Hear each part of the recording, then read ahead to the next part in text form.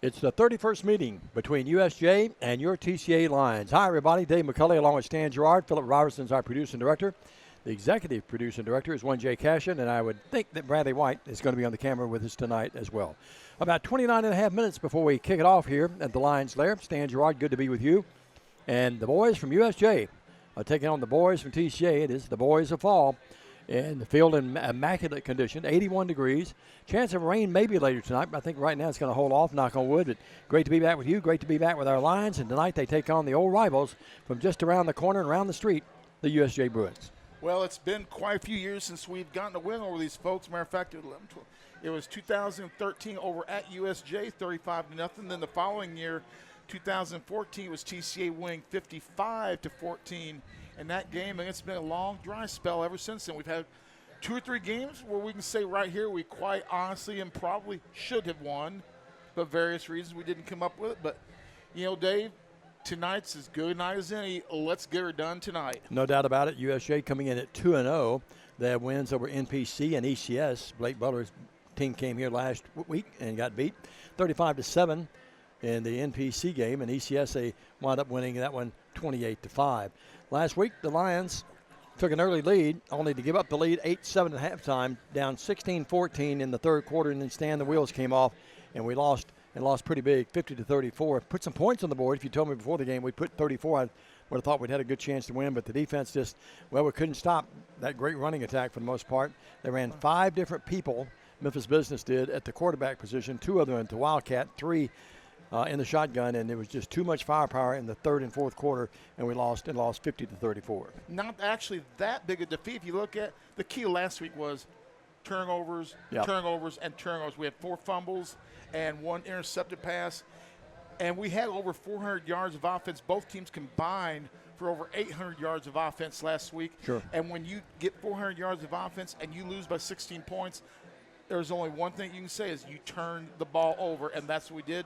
You take those turnovers away, and this was a pick'em game. No disrespect to Memphis Business as well, but certainly cannot turn the ball over against this team tonight. USJ is better than Memphis Business. I don't know if I would agree with that. I don't care if you agree with it or not, but they are. Well, I have to. I would have to. I mean, I respect your beliefs. I have to respectfully disagree until I've seen it proven on the field. I was very impressed with Memphis Business, but you can't commit 5 turnovers against a little league team and expect to do well. I will say this in your defense and my rebuttal to you. We probably won't see a better group of athletes than we saw last week, especially in the skill positions. And their line wasn't chopped liver either. But I think USJ probably better coach, number 1, and number 2, the tradition of winning. They're just they show up and they think they're going to win. You know what I mean? Well, I will agree with you in that. Memphis Business only has 2 winning seasons, and mysteriously they start with the arrival of that new coaching staff that they had. So how about tonight's 643rd game for USJ? You did a great job with your prep, 426, 215, and 1. TCA in the 31st year of varsity football, 164, 177. Tonight is the 342nd game in school history. So a lot of tradition with both of these teams tonight. TCA, of course, USJ goes back to 1970 when they started the program. TCA several years. Yeah, actually, there's another school, too. I cannot think of the name of it off the top of my head, but it was a combination of Old Hickory and another school that combined to form USJ many years ago. We're going to take a 2-minute break. When we come back, the countdown to kickoff will continue. Coming up in the countdown to kickoff, you'll hear Stan talk to Coach Bowling, get his thoughts about the opponents, USJ, tonight and his own team and what they've got to do tonight to win this game. It would be an upset. I don't know if it would be a huge upset, but it will be an upset. And Stan will take a look at some other games around the area tonight. We've got some doozies. How about North Side, South Side? That's the old battle in the city. And a lot of other great teams around the area, too. A lot of 0-2 teams tonight playing that are really good 0-2 teams. That sounds cliche to say, but that's the case, and Stan will catch you up on that as well. That 2-minute break is up next. Stay with us. This is TCA Football.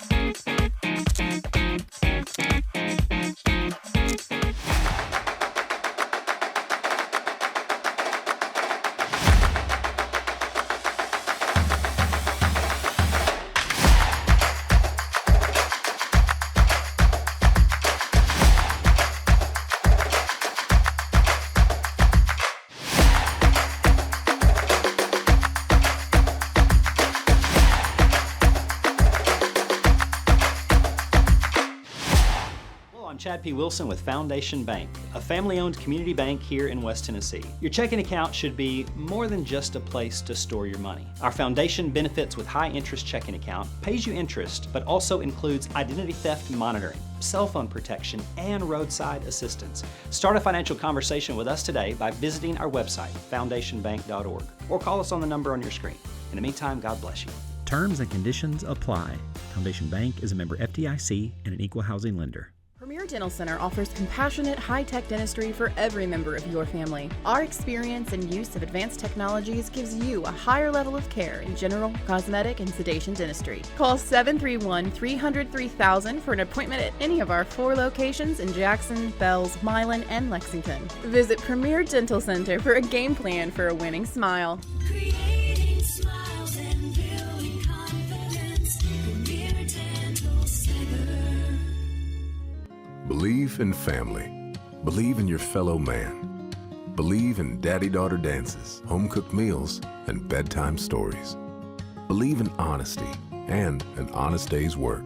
Believe that love and faith make the world a better place. We do, because we believe in you. We're Farm Bureau Insurance, and we don't just believe in Tennessee. We believe in Tennesseans. Farm Bureau Insurance, Tennessee's insurance company. Call Farm Bureau agent Travis Vance at 731-661-0102 or see him at 285 North Parkway in Jackson. Welcome back, everybody. Dave McCulley along with Stan Gerard here at TCA tonight, 10 Windy City Road. Overcast, lights are on. Don't have to battle the sun tonight, and the temp's down to 79 degrees right now. So after being about 93 and some rain showers in the area, off and on around the city and around West Tennessee, it's turned out to be a really nice night. A nice night for football all around the area, not just here. And here's Stan Gerard with some other games around the area tonight. Thank you very much, Dave. There was 2 finals from last night. Fayetteville knocked off Bolton 49-0. And St. George's defeated FACS by a score of 35-7. Now we're doing something a little bit different this week. I've got 26 other contests where I picked the winner of the game, and you folks need to write these down. We'll have a little comparison. So this is, did you contact Lee Corso for some of these, or you just out on your own? Okay. Lee Corso only went to 1 bowl game. It was a consequence, but so no. I did not contact Lee Corso, and I'm not going to wear a head of another school. Well, he was your boy at IU there. That was before I even Tough really to win football in IU. It hadn't been the last few years, though. They've done a nice job of that. Still think they should have retained Tom Allen, my buddy. Tom Allen's doing all right for himself now. He is. He's coordinator somewhere. Penn State. Yep. Yep. Here's a look at the games from around the area for this week and my picks in those games. At Southside, Northside comes to town to take on the Indians. Northside wins that game. The Tigers of Middleton come to town. They're going to take on Liberty. Liberty will move to 3-0 on the season. Brighton travels to Rothrock to take on JCM. The Cougars win that ball game. Jackson Christian travels to Memphis to take on Blake Butler's ECS ball club. Jackson Christian should win that ball game. St. Benedict travels to Fayette Academy. Fayette Academy will win that ball game. And St. Benedict will be very hungry because they're scheduled to be in the line at McDonald's in the drive-thru on the way out. Harding Academy is at TRA. Excuse me. Good luck on that. Harding Academy is at Tipton Rosemark. The Johnny Rebs are going to win that one. Dyersburg at Camden. D-Berg comes out in that game. Bolivar is at Halls. Halls is going to take the victory there. Chester County travels north up the bypass. They're going to take on South Gibson. South Gibson wins that game. Memphis Douglas is the sacrificial lamb at Covington tonight. Crockett, here's one that's going to be a push-em tonight. Crockett County at Lexington. I'm going with the visitor, the Cavaliers, in that ball game. A team that we already played just a couple of weeks ago. Dresden travels to who we'll play next week, West Carroll. I like the Lions in that contest. Hardin County makes the long trip to Dyer County. You know you can't get to Dyer County from Hardin County. Dyer County gets the dub there. Gibson County is the sacrificial lamb at Peabody tonight. OBC will defeat Gleason. That game at OBC. Greenfield is at Brewston. For some reason, one group picked this as one of the games of the week. Why it is, I don't know. But Brewston comes away with the victory in that game. Craigmont is hosting Haywood. They will be the sacrificial lamb for the Tomcats tonight. Henry County, who some people still have in their top 10, and Henry County, for the season, travels to Beach. Humboldt is at South Fulton. I like Humboldt in that game.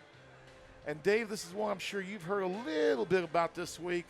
Huntington at Milan. I'm going with the Huntington Mustangs. I don't disagree with that. You know, I think Milan's got a good shot to win it, and but Huntington, I was told that this is a generational team for Huntington this year. Skilled people and line. Even better, because it's a small line from what I've heard, one of the smallest lines ever. But I hear they can really play, though. Their Yep. skilled people might be. And Milan's got one of the greatest running backs in the entire state. the too. defending Mr. Football. Other ball games, they're going to hope they got the lights fixed over at Ripley, Tennessee tonight. Lake County goes in there. They want to get a victory. Now, we can't talk about lights much. You remember the debacle we had? Well, that wasn't because we pay our electric bill at least. Go ahead. Yeah. McKenzie, they're going to have a tough game now. They got to travel into Kentucky. Christian County, is that right? Hopkinsville, Kentucky. Hopkinsville's traditionally got a good I program. think they're playing Christian County there, though, I believe. Yeah. Maybe. It said Hopkinsville on my roster. Oh, well. Wayne County, is that I think they're McNary? playing Christian County in Hopkinsville. Okay. I didn't read that. Our crackpot producer and director, Philip Robertson, is going to look it up for me. And you were correct when you said crackpot. Or jackpot. Wayne County will travel to McNary. Wayne County comes out with a victory. Union City travels to Riverside. Riverside's going to win because they got their coaches and players' radios fixed. Bump. And that's one I talked about earlier. That's one of those 0-2 teams. Yeah. And they're down, I think, compared to what Riverside normally is. But we've got a lot of 0, and that's a battle of 2 and 0-2 teams. 0-2, and that's very unusual. You didn't get my joke, did you? I let it go by me. Yeah, on purpose. Collinwood is at Scotts Hill. Collinwood Christian wins County. that game. It is Christian County, by the way. Westview travels to Marshall County, Kentucky. Westview wins that one.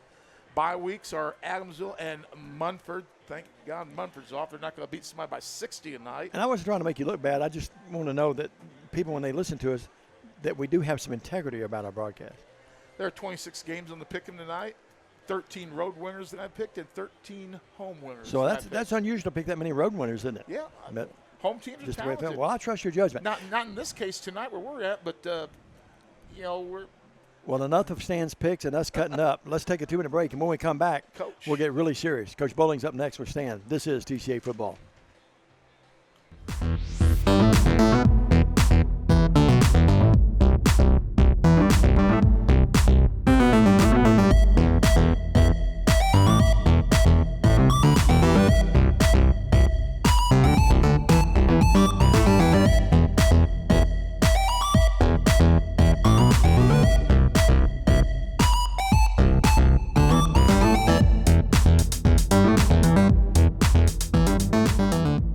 The efficiency of any irrigation system depends on the quality of the well. In western Kentucky, Tennessee, and southern Illinois, this can be a problem because the water is deeper in these areas than it is on the west side of the Mississippi River. To be effective in installing these deeper wells, Mid-Valley Irrigation has invested in a test well rig for deep wells. The test well is invaluable in telling the driller where the screen should be placed, how deep the water is, and what screen and gravel pack should be used. A test well is relatively inexpensive and can give us a lot of information about water on your farm. Take the guesswork out of deep well drilling and call us today.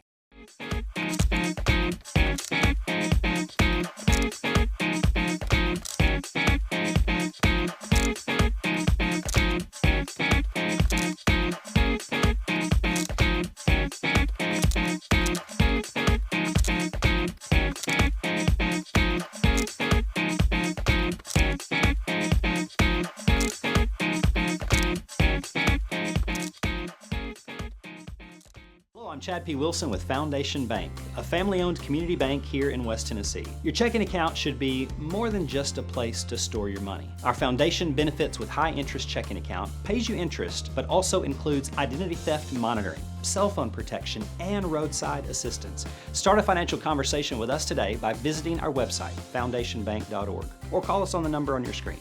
In the meantime, God bless you. Terms and conditions apply. Foundation Bank is a member FDIC and an equal housing lender. I'm speaking with the head coach of the TCA Lions, Darren Bowling. Coach, tough game last week against Memphis Business, and we go from the boiling pot of water right into the fire, cooking the boiling water. We got our friends from McClellan Road, the Bruins of USJ, coming to town. Yes, that's, a tough schedule starting out with Dresden and, of course, Memphis Business and then USJ. That's, but I mean, as a coach, you don't want to play a lot of weaker teams early in the season, and then when playoffs roll around, you're not ready. So I think the schedule that we're playing is going to have us ready. If it doesn't beat us up, too much, and they say that don't kill you, makes you better. So that's kind of the philosophy we're having right now. Memphis Business Academy was very talented football team, very big, well coached football team, special teams and across the board. They did a good job. And I knew that going in that they were 11-2 last year, that it wasn't going to be a Manassas game, and it was going to be something to give our guys a chance to pull off a big win, and a good win, and I thought we did. We played with them for a while and had that chance. We really did put ourselves in position to pull off a big game like that, because they're going to go really deep, but at the end of the night, make a mistake here or there, and then it makes it tough, to come back around from it. And so as a coach, it's your job to make sure that doesn't happen. And so we're trying to negate those mistakes as much as we can. Well, one thing, like we were talking off mic, and I always said that, I wanted to try and find some positives out of last night, or out of Friday night's game. The boys never quit. I've seen some TCA teams, if we had into third quarters like that before, we may have, toned down the play and maybe laid down a little bit. But this team kept fighting and scratching and clawing right down to when the clock said 0. They're still trying to put points on the board, and did late. So that that showed me a lot of grit and determination. They were trying to recover from it, just ran out of time. Well, we traded with them at the, in the fourth quarter. I thought every time they scored, we'd just turn right around, march down the field, and we'd score. When they'd score, we'd march down the field, and we'd score. So we were answering the call, but just, I think playing so many people on both sides of the football, their legs were just gone, and trying to tackle a back like that. You can talk about 7, but all of them. They were all quarterback. Everybody was. Nobody's deep in there. Very shifty and very talented, and so. Governor. I'm telling you, it's every week, right? But and so I think. The wear and tear on us throughout the game in that fourth quarter kind of caught up with us as far as being able to get. We were just a step away a lot, so we got to get that fixed as well. Looking ahead to tonight or later on Friday, USJ. I looked at the forecast. I looked at this beautiful day we're having today as we tape it, and looked at the forecasted temperatures for the day after and all this week. We're getting one more day, at least one more day of summer. It looks like it's going to be here on Friday. That's kind of what happened last Friday. It was cool all week long, and then Friday night rolled around and it kind of got heated up again. But again, you play in that, and it will make you better for the future. And these guys, every time you play a game and you play in the heat like that, you just get a little more adapted to it for the next week. And so hopefully the first 2 weeks, has got us ready for this one. USJ a little bit hurt and coming into this ball game. They've had 3 or 4 kids that did not play last week and maybe didn't play in week 1, but I'm hearing they may have some of those kids back. And we talked about one thing. It's still a good USJ team. Very fine offensive line, and Pugh, even though this is his first year, getting to play as running back, what film I've seen on them, he looks to be very serviceable. Oh yeah, look, serviceable. This is a 2-0 USJ team. They're plenty good. I don't see a lot of drop from last year. Noah was a great back, of course. Pugh's doing a good job filling in his shoes, and they don't have a lot of drop off. And so we're going to face a very talented, very good, very skilled, well-coached football team. Coach, as always, it's going to be a big atmosphere. You know, I think I've said this to you in years past. If the players can't get up for this game, they just need to hang up their helmet, because if there's one game you got to get up for, this would be it. Yeah, I mean, that's something that, you know, big game mentality is something that, you know, we've got to, it's part of the culture, I think, you know, and you've got to create that culture of the big game mentality to be able to play in those kind of games.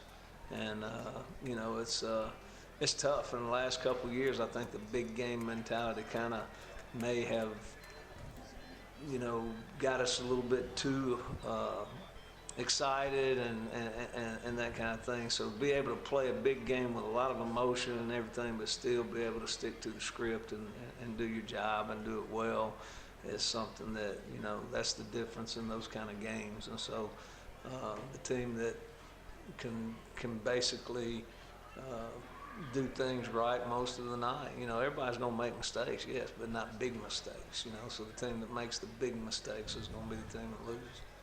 Of course, their head coach, Coach Pritchard, a gentleman who spent 3 years coaching right out in our field. He was our coach 2008, 2009, 2010 for TCA. Yeah, and Coach Pritchard and I go way back. He coached with me at Union City, you know, and so, you know, he's a good coach and does a good job with them. He's had some good experience with Coach Hold'em here, and I think they went over to Chester County together, and then I think from Chester County he went to Innsworth and was with some really good coaches there. I mean, he's very knowledgeable of the game, good guy, and you know, I think the world of Coach Pritchard, but you know, I'd like to see him lose on Friday night. You know, speaking of Innsworth, they took on the chin to a team that we give the business to a couple of years ago before falling late. You know, they got beat 42-41 to a Nashville Christian, and you know, you remember 2 years ago we gave them everything they wanted and a little bit more. Yeah, it was I call it the 7-second game. There were 7 seconds left in the clock when they scored, and so to win. And I still don't think he made it. But either way, you know, I mean, that quarterback's still there, you know, and he was really good back then. So he's spinning it well, and that was a big win for them against Innsworth as well. I know my girlfriend's a big Georgia fan. She'll be happy next year. Yeah, well, there'll be a lot of people in Tennessee that'll be happy too. I remember when Kyle Aiken graduated from TCA. I went to his graduation ceremony at the big church on Highland Avenue. It seemed like the whole upper and lower deck was filled, and you could see just one whole section of coaches there just to make sure he actually got a diploma in his hand, so he couldn't come back and get them again. And I know that's the way a lot of teams are feeling about this Nashville Christian guy as well. Oh, absolutely. Yeah, he's special. He's good, and so we'll be seeing him on Saturdays and maybe Sundays. So you know, when you have somebody like that, it's somebody you can build around. Coach, it's been since 2014 since we've gotten a victory against these guys. We got it right here on our own home field. It was the second half of 2 in a row that we took to USJ. I think 11 years is long enough. Let's go smack them around a little bit tonight. Sounds good. Thank you. That's the head coach of the TCA Lions, Darren Bowling. You're watching the Countdown to Kickoff show, and we'll be right back after this. Premier Dental Center offers compassionate, high-tech dentistry for every member of your family. Our experience and use of advanced technologies gives you a higher level of care in general, cosmetic, and sedation dentistry. Call 731-300-3000 for an appointment at any of our 4 locations in Jackson, Bells, Milan, and Lexington. Visit Premier Dental Center for a game plan for a winning smile. Creating smiles and building confidence. Premier Dental Center. Believe in family. Believe in your fellow man. Believe in daddy-daughter dances, home-cooked meals, and bedtime stories. Believe in honesty and an honest day's work.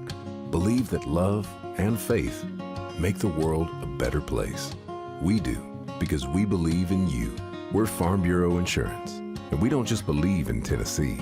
We believe in Tennesseans. Farm Bureau Insurance, Tennessee's insurance company. Call Farm Bureau agent Travis Vance at 731-661-0102 or see him at 285 North Parkway in Jackson.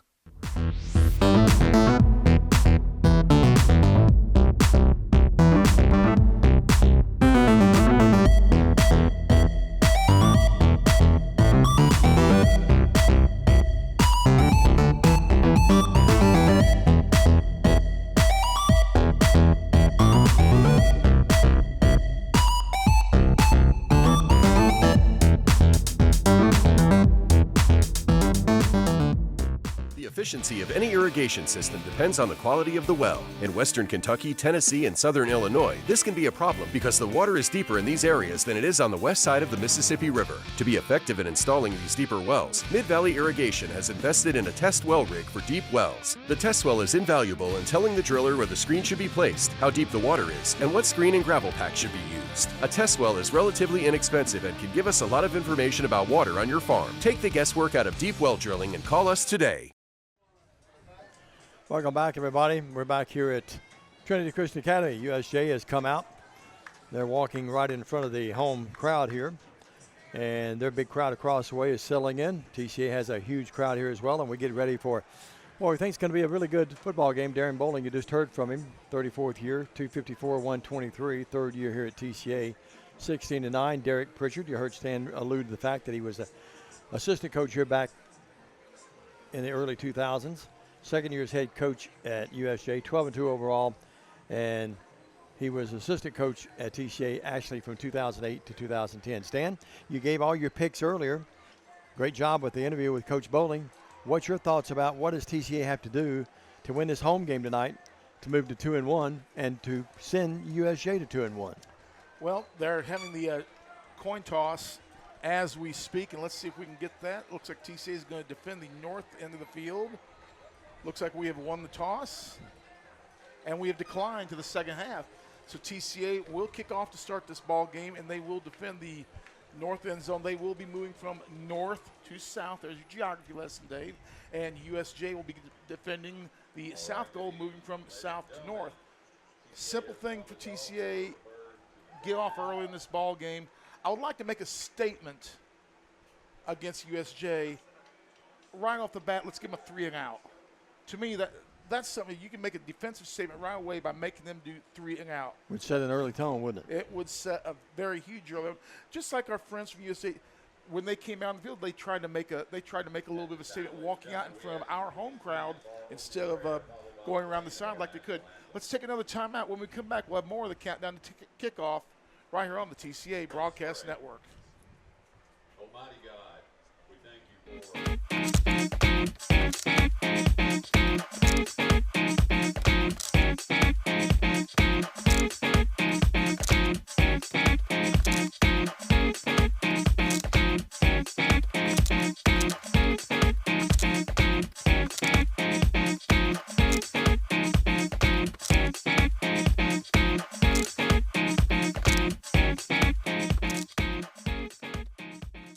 I'm Chad P. Wilson with Foundation Bank, a family-owned community bank here in West Tennessee. Your checking account should be more than just a place to store your money. Our foundation benefits with high-interest checking account pays you interest, but also includes identity theft monitoring, cell phone protection, and roadside assistance. Start a financial conversation with us today by visiting our website, foundationbank.org, or call us on the number on your screen. In the meantime, God bless you. Terms and conditions apply. Foundation Bank is a member FDIC and an equal housing lender. Premier Dental Center offers compassionate, high-tech dentistry for every member of your family. Our experience and use of advanced technologies gives you a higher level of care in general, cosmetic, and sedation dentistry. Call 731-300-3000 for an appointment at any of our 4 locations in Jackson, Bells, Milan, and Lexington. Visit Premier Dental Center for a game plan for a winning smile. Creating smiles and building confidence. Premier Dental Center. Believe in family. Believe in your fellow man. Believe in daddy-daughter dances, home-cooked meals, and bedtime stories. Believe in honesty and an honest day's work. Believe that love and faith make the world a better place. We do, because we believe in you. We're Farm Bureau Insurance. And we don't just believe in Tennessee, we believe in Tennesseans. Farm Bureau Insurance, Tennessee's insurance company. Call Farm Bureau agent Travis Vance at 731-661-0102 or see him at 285 North Parkway in Jackson. Travis Vance, one of the fine sponsors of TCA Football. Diamond, you know he's also one-third of the Holy Trinity of TCA Football, along with Tommy Carter and Justin Miller, the Holy Trinity of TCA Football. Take a look at some of the stats. So we officially have discovered tonight what I've speculated the whole time. Those are your inside close confidence in the programs. They are the current inside the program, deep within the program That's sources. Right. All right. Some of the stats from so far this year: Owen Atwood, 20 of 36 with 377 yards and 5 touchdowns through the air. Rushing the ball, Hank Miller, 33 rushes for 186, a 5.6 average, and 93 a game. He's got 2 touchdowns. Owen Atwood, 125 yards and 32 carries, averaging 3.9. He's got a touchdown. Receiving, the little general, the G-man, Gabe Lee, 9 catches for 196 yards, 21.8 yards reception, 98 yards a game, 4 touchdowns. And Lake Helton, 6 receptions for 110 yards, 18.3 per reception, 66 a game, and he's got 1 score. All-purpose yards, Gabe Lee leads that category with 259 yards or 129.5 a game. Hank Miller with 205 yards. Owen Atwood with 191 yards. Total yards, Owen Atwood with 502. Hank Miller with 1025 and Gabe Lee with 98 a game. Tackling, well, he is TCA's all-time leading tackler. He is on the way already to obliterating that record for many years to come. Hammer and Hank Miller with 27 tackles on the season, 13.5 a game. Smoking Joe Cole with 20 total tackles, averaging 10 a game. And Gabe Lee with 19 total tackles, averaging 9.5 a game. Greg Carter averaging 35 yards a punt. With the kickoff, here's Diamond Dave McCulley. Tyler Carlson will kick it off. It's going to be into the end zone as Ben Spencer was back there along with Jacob Snyder and Drew English. And Carlson gets the touchback. And the Bruins will have it to open up this game. Overcast, clouds moving in a little bit, lights on, but a great night for football, down to 78 degrees as kickoff. And we get ready for the Bruins to snap it for the first time tonight. And that big line along that front line for the Friel Goodwin. Also right there is Sam Davis. And the big guy, Kendall Boyle. Now we sneak another player up there as well. That's going to be McCormick. Well, the quarterback will be Whit Barnes. He's in the gun. And the pistol's got his running back right behind him, hands it off, and now they go back to Barnes. He's going to throw it. Home run. They go for the home run right off the bat. They've got a guy down there, and that mile is going to be picked off. Oh, yeah. It's picked off by Gabe Lee. Lee to the 40, 45, 35, 30, and Gabe Lee picked it off at about the 45-yard line. That intended receiver was Deuce Davenport, and the ball never got there, and Gabe Lee played it beautifully, Stan. Watch the replay. And here they go. They tried the old buck lateral, and we're waiting for the replay to come up. Don't think we're going to get it, but it's going to be TCA ball. A big turnover to start this game. They tried to get behind us and go for the whole ball of wax. But Gabe Lee, the little general, the G-man, picks it off and returns it 10, 20, 30 yards. TCA first down at the 30. And here's Owen Atwood, the quarterback, with Miller and the pistol behind him. 2 wideouts each way, 30-yard line, hash mark right. And we've got illegal motion, I think, on backfield motion. TCA. Well, that negates a little bit of the momentum. Crowd loved that, and the Lee family right down to our right. They were all standing and cheering, and well, they should. And the ball will be mowed back to the 35-yard line. Will be 1st and 15 now. So they threw that ball about as far as they could and just a little bit short. Sure did. Lee didn't bite on that at all. He was right there with Davenport as he was running the deep route right over the center of the field.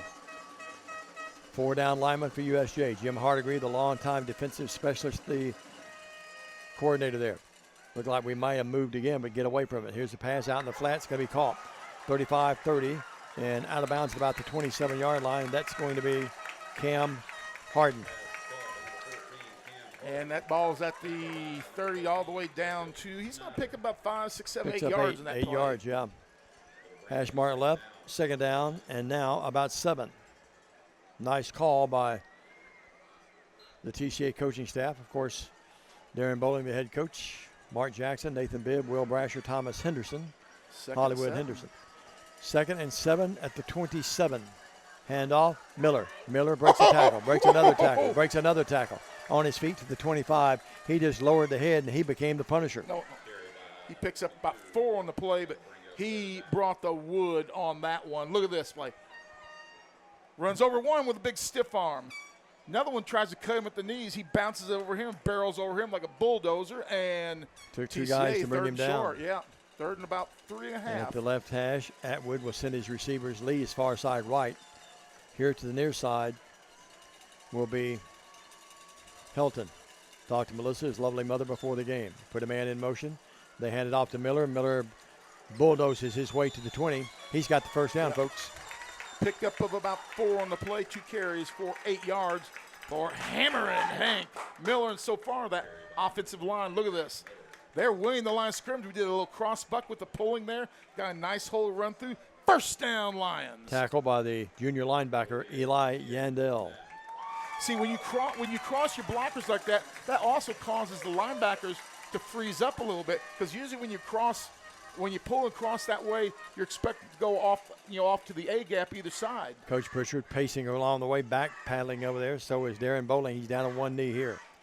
In motion this time is Reed Williamson. Draw. And here's a draw play. And that's going to be down to about the 15. Hustling his way is Owen Atwood on the quarterback draw. Pick up a 5 on the play.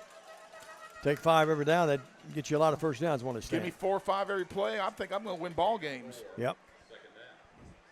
And it's going to Shoestring be 2nd down there. and 5. The ball at the 15. And good tackle after Atwood had some running room. He'll set up shop with Miller in the pistol behind him. Dave, if you look at it, we've got a gap right off here off of the right side. If we can catch that edge, we're in good shape. Here is a great stop that time by USJ. Nowhere to go for Miller. Yeah, they plugged that one pretty They good. shut the door on him there at about the – well, he got back to the line of scrimmage. That's it. It's going to be 3rd down and 5. That's one where I would have come with the option play, fake dived it to Hank, and then try to read the option off of the corner guy. Tackle was playing in. The linebacker was playing back and in. Helton and Williamson here to the near side. Lee and Harden far side right. In the pistol again. They put a man in motion, and Atwood's going to be throwing out here to Miller. Miller would catch that ball. He's going to make something happen out of nothing inside the 10. He's got another first down, and what a improvised play that time by Owen Atwood. They had pressure on him, Stan, and a beat on him that time was by Xander Koch, but he couldn't bring him down. Watch and at the the stiff 11, arm here. he did not get the first down. I don't think we got a good spot there. It's going to be 4th and 1 at the 11. They're going to give him the 11 yards short. They're a lot closer than I am, so we'll not pick on the officials. 4th and a yard. The ball at the 11-yard line of USJ after a Gabe Lee interception set up shop at the 30. They moved it down to the 11. They give it this time to Miller. I don't know. He falls forward. I think he's going to be a tad short. Now look at this play again here. Defensive end guy, top of the screen there. He's going to come across, and he's going to turn that play back and see the guy coming across. He took right to Hank right away. Should have pulled that one back, and we would have been able to get around him to the outside and gotten the first down. A big stop for USJ's defense. They held him less than a yard. It would be inside the 11, but they had to get to the 10 stand, and a great defensive stop by that interior defensive line. Tough deal when you get down inside the red zone, deep in the red zone, and don't get a score. I think they guess Miller or Atwood, and they guess right. And I think I would have probably guessed that as well, but I would take those two, Miller especially with his power, a chance to get it, but they credit USJ as a good defensive play. At the 11-yard line, 1st and 10. So TCA gets 19 yards, but not enough. Well, let's see if they decide to get greedy on their second play from scrimmage. Yep. In the gun again is Barnes. Puts a man in motion. Going behind him is Davenport. They give it to the running back, and he breaks a tackle, breaks another. He's free. 25-30, 35-40, 45 midfield. Lee's got a chance to get him and does. But he's inside the TCA 45-yard line all the way down to the 40. And running that football is Jackson Pugh, the senior running back. And Stan, he broke the initial tackle, and then TCA had no coverage after that. 50-some-odd yards down the field, 50, 60 yards down the field, 1st and 10. Yep. Well, nice play. They give it to him again. No, this time Davenport running it. That's not Davenport. That is Drew Davis. He breaks a tackle, breaks another. He's down to TCA's 35 stand. Davis going to pick up 4 on that play. He goes out and coming back in, who is getting a rest after the big run, almost 60 yards, is Pugh.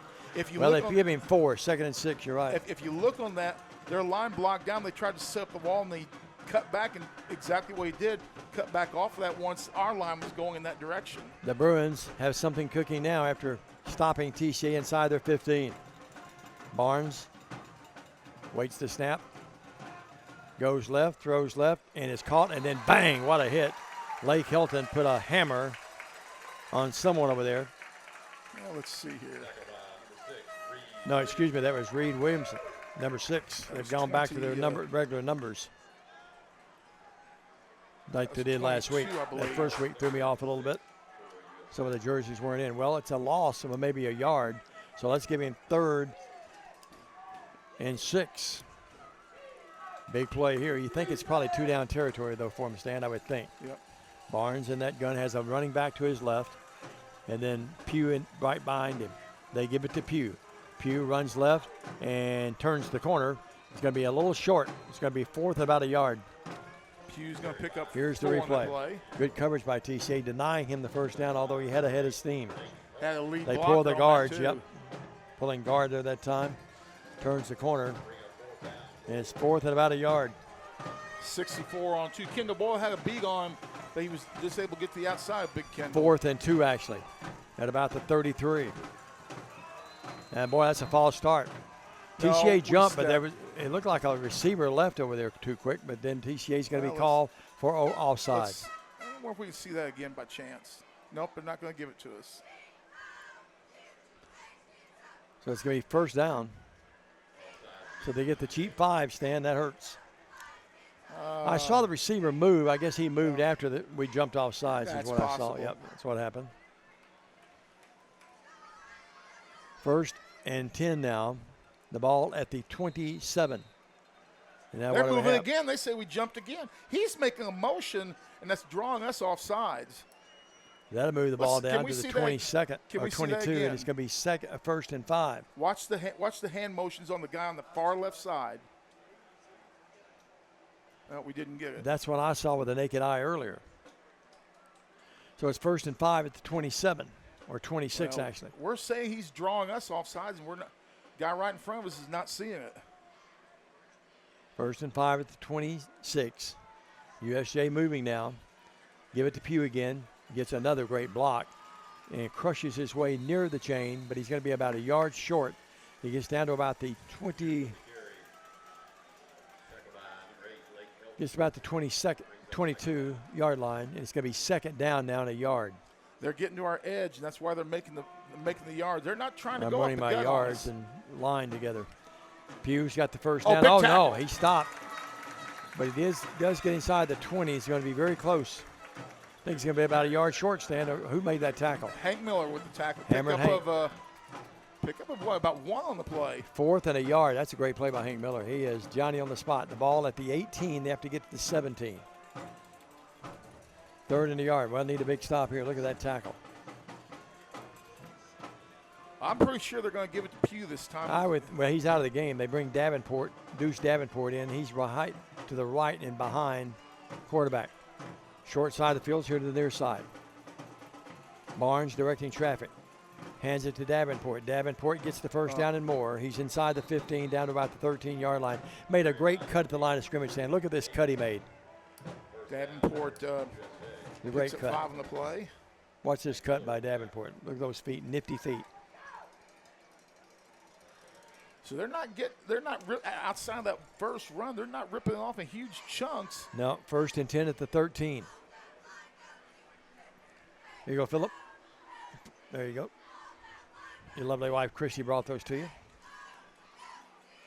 Hand off this time. Davenport in. Bang. Boys, he hit. Man, he's hit.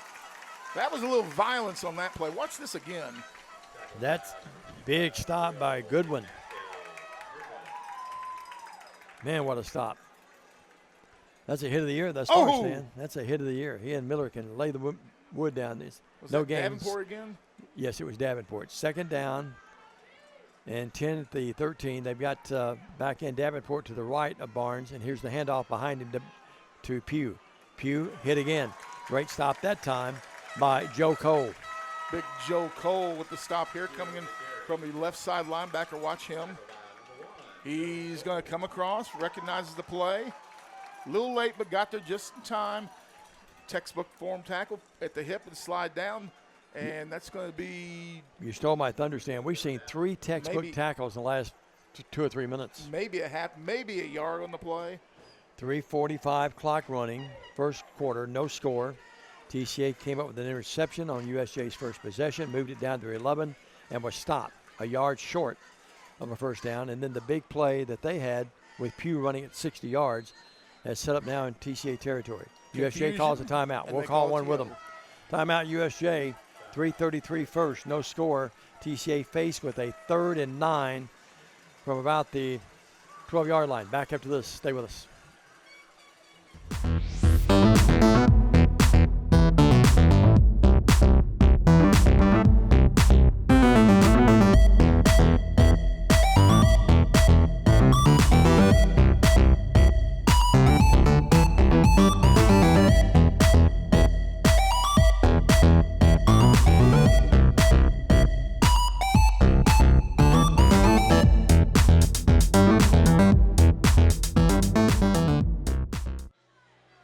Diamond, it's going to be 3rd and about 9.5. A long 9 or regular. It's going to be a long 8, short 9 on this play. Big play for TCA's defense right here. Are they going to throw the ball, or are we going to give it to Pugh? They've got triples far side left, wide side of the field. One receiver here to the near side. That is Reed Finney, one of their best receivers. Pugh is to the right of Barnes. Here we go. They're going to throw it. Looking. Good coverage, and now they go in the down there, and it's caught. No, it's incomplete. Great play defense there. That Helton, they got a hand on that? Watch this here. Lake Helton. Great play. They looked at the corner. He was looking all the way, so he telegraphed where he was throwing to in what area. He throws there. Receiver gets by him a little bit. TCA wins the jump ball there against the taller receiver, and it's 4th down. It looks like they're going to come on for the field goal attempt. The 6'4" frame of Lake Helton came in beautifully that time as he knocked it away. It looked like they may get behind him, but he was Johnny on the spot. And to kick it now will be. That's going to be 31, isn't it? No, that's not 31. That's Cohen Neighbors. Neighbors, yep. Colin Neighbors. He's a sophomore. Cohen Neighbors. Cohen's blasting here. 3:27. Neighbors is kicking it, folks.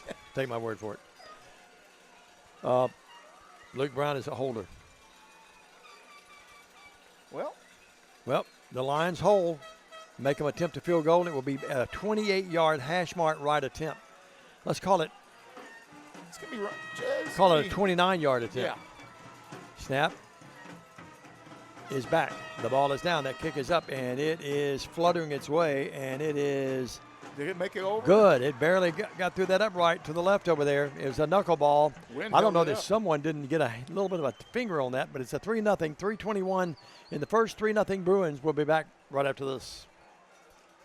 The efficiency of any irrigation system depends on the quality of the well. In western Kentucky, Tennessee, and southern Illinois, this can be a problem because the water is deeper in these areas than it is on the west side of the Mississippi River. To be effective in installing these deeper wells, Mid-Valley Irrigation has invested in a test well rig for deep wells. The test well is invaluable in telling the driller where the screen should be placed, how deep the water is, and what screen and gravel pack should be used. A test well is relatively inexpensive and can give us a lot of information about water on your farm. Take the guesswork out of deep well drilling and call us today.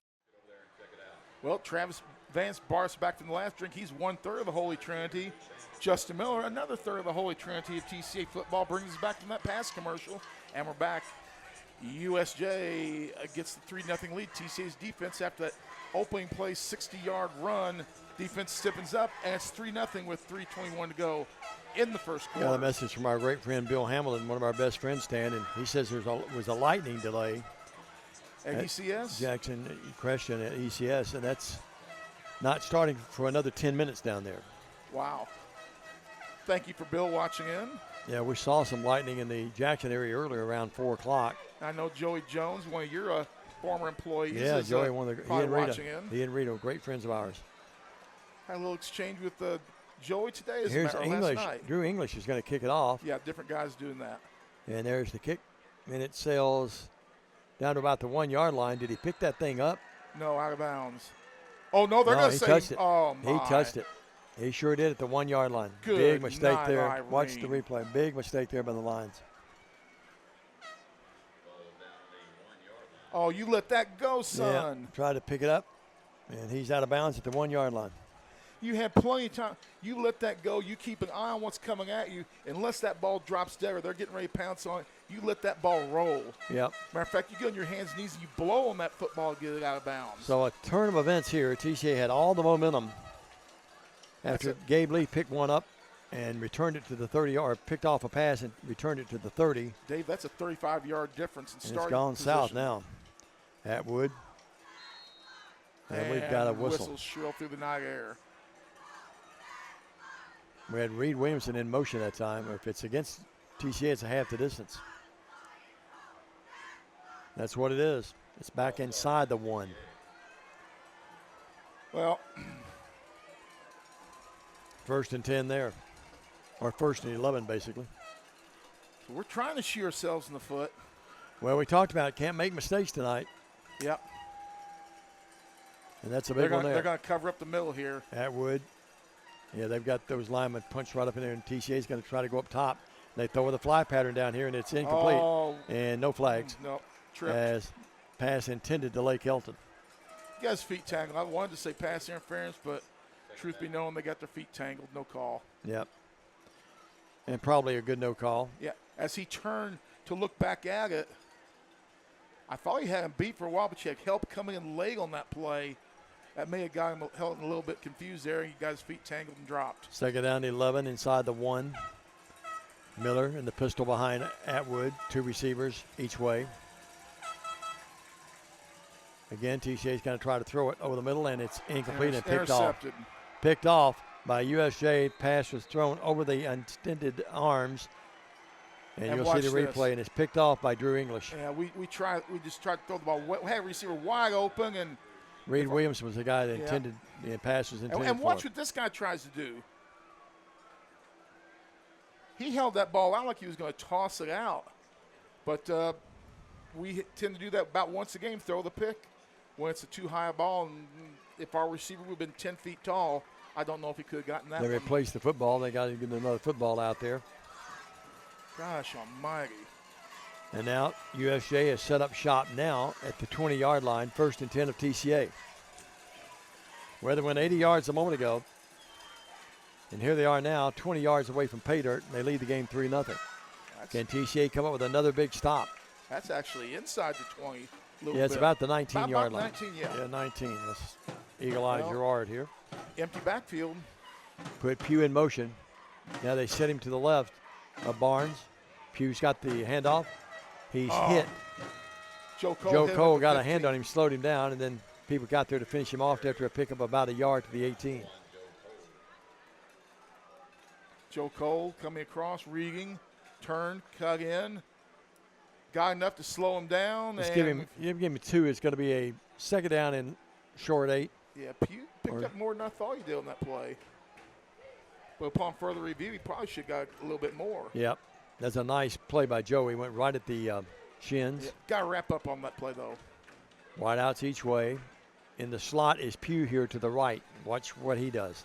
Joe like to pick up a ball at third base. Use both hands. Barnes throws left, crossing pattern, slant pattern, hit, and I mean what a hit by Hank Miller. But the receiver holds on, Stan. Look at this hit by Miller. But Watch this. Good yardage by USJ, though. Pick up of about 5 on the play. Who was that? Miller with the coverage. Looks like it's Neighbors that caught it, or Drew English caught it. The hit brought to you by Captain Insano. 3rd and 2. USJ might be 2-down territory here. 3rd and 2, the ball at the 11. Did you get that reference, Dave? I got that. Yeah, nice. Minute 45. TCA leads the game 3-0 after a field goal of 29 yards just a few minutes ago. They're wanting more after coming up with an INT. Pugh has it. Pugh dances. Pugh makes a guy miss, makes another guy miss. He's going to crash into the end zone. Touchdown, Bruins. 11-yard touchdown run for Pugh. 7 carries, 83 yards, and a score. USJ's always had those nifty backs that have those great feet, Well, and he did that just then. Well, beautifully. yeah, he stutter stepped, basically came to a complete stop, Sure did. and then started again, and that got us all out of sync. So now it's 9-0. That's smart running. PAT forthcoming. TCA trying to hold on here, and that kick is up, and it is good. 10-0. USJ leads the game. We're back after this short break on the TCA Football Network.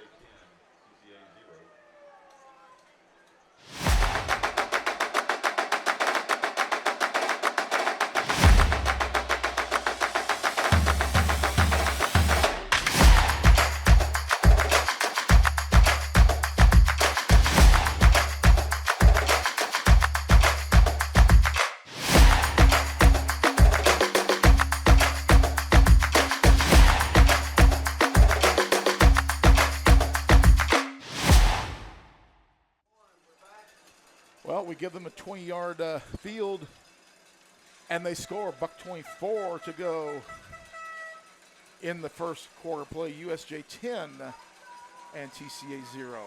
That whole thing set up, Stan, by the snafu on the kick return. And then USJ comes up With the interception. I like TCA's, you're down inside your 1. I like the fact that we went up top. It was just the pass got away from Owen and just too high, sailed on him. English picked it off. Then 20 yards later, they have another score. Neighbors kicks it off again. High end over end kick. And Atwood's going to come over here at about the 15. He's to the 15, stops on the dime to the 20, and will hustle his way to about the 25-yard line and hit there and still won't go down. And finally, a swarm of Bruins knocks him out of bounds. 13-yard return to play for Owen Atwood, and TCA will have the ball 1st and 10 at about the, we'll have to see here a second. Looks like it's going to be about the 25-yard line. 25-yard line. And Stan, it'd be beautiful if TCA could come down and get a score here, because it's, you feel like the whole vibes of the game right now are going all USJ's way. Yeah. A critical mental mistake and then the technical mistake on the interception.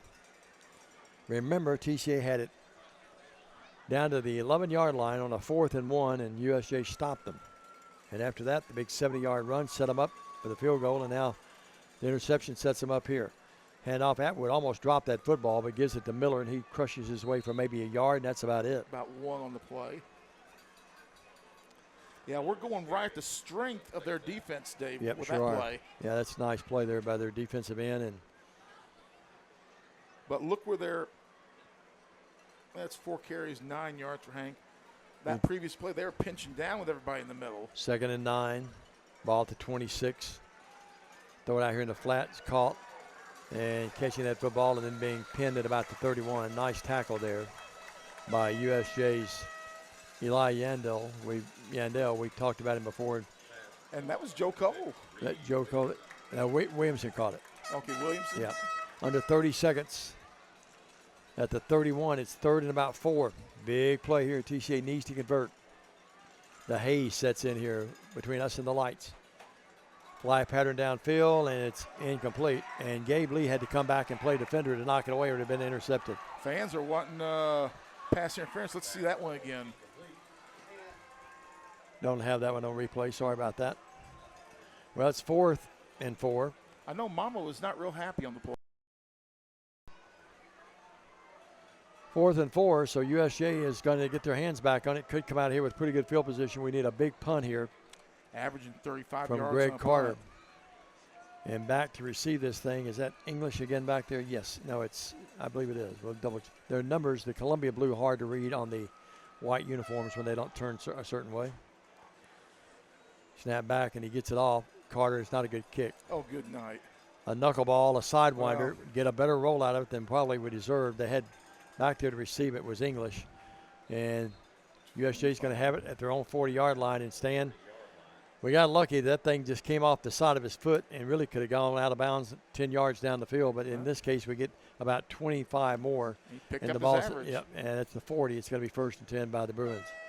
Well, one thing you can say, too, they needed a chance to return it. 4.3 seconds left. USJ leads the game 10-0 here in the first. This whole first quarter just has not gone our way. Well, the last 9 minutes of the first quarter have not gone our way. 1st and 10 at the 40. They're on 40. Tie into the left. Yep. And they've got 2 receivers here on their side, 1 far side left. Look how far Pugh is behind the line. He's 12, almost 12 yards behind the Pugh, line. they put him in motion, bring him this way, circle him this way. They want to go to him. That's a quarterback draw design play. Barnes will lower his head and be hit hard. About a yard short, Atwood and Joe Cole made the stop. That's going to end your first quarter, but USJ picks up about 8. 2nd and 2 when we come back near midfield. The Bruins leading already 10-0 and marching again. This is TCA Football. Hello, I'm Chad P. Wilson with Foundation Bank, a family-owned community bank here in West Tennessee. Your checking account should be more than just a place to store your money. Our foundation benefits with high-interest checking account pays you interest, but also includes identity theft monitoring, cell phone protection, and roadside assistance. Start a financial conversation with us today by visiting our website, foundationbank.org, or call us on the number on your screen. In the meantime, God bless you. Terms and conditions apply. Foundation Bank is a member FDIC and an equal housing lender. Welcome back, everybody. Sorry, Stan. Dave okay. McCulley, Stan Gerard. Stan, your thoughts about the first quarter. What can we expect? They have the ball, I said near midfield. It's actually over midfield, the midfield purple tee there. They have it in TCA territory, USJ does. Well, No, excuse me. They changed they flip-flop here. I apologize. It's just short of midfield. It's going to be 2nd and 2 from from their own 48. Excuse me. turnovers once again killed us. Yep. We Turnover talked about it in the directly pregame, didn't we? It directly leads to their first touchdown score of the game. So 2nd and 2 from their own 48. I need that cough button. TCA needs. I gave you some cough drops there. Oh, I forgot about those. Yeah. 2nd and 2 from the 48. Yeah, but Jay promised me a cough button. The drone right over us here, taking snapshots of Stan.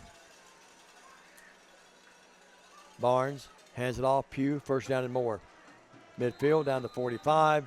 It's going to be 1st and 10, USJ at the TCA 45. Pugh's going to pick up 7 on that play as they cross midfield. They take inside blocking back. They pull him down past the center. That opens the play up for the Big hole 7-yard again. run. This is Pugh coming here. Needs a block from his receiver. Gets a little bit of one.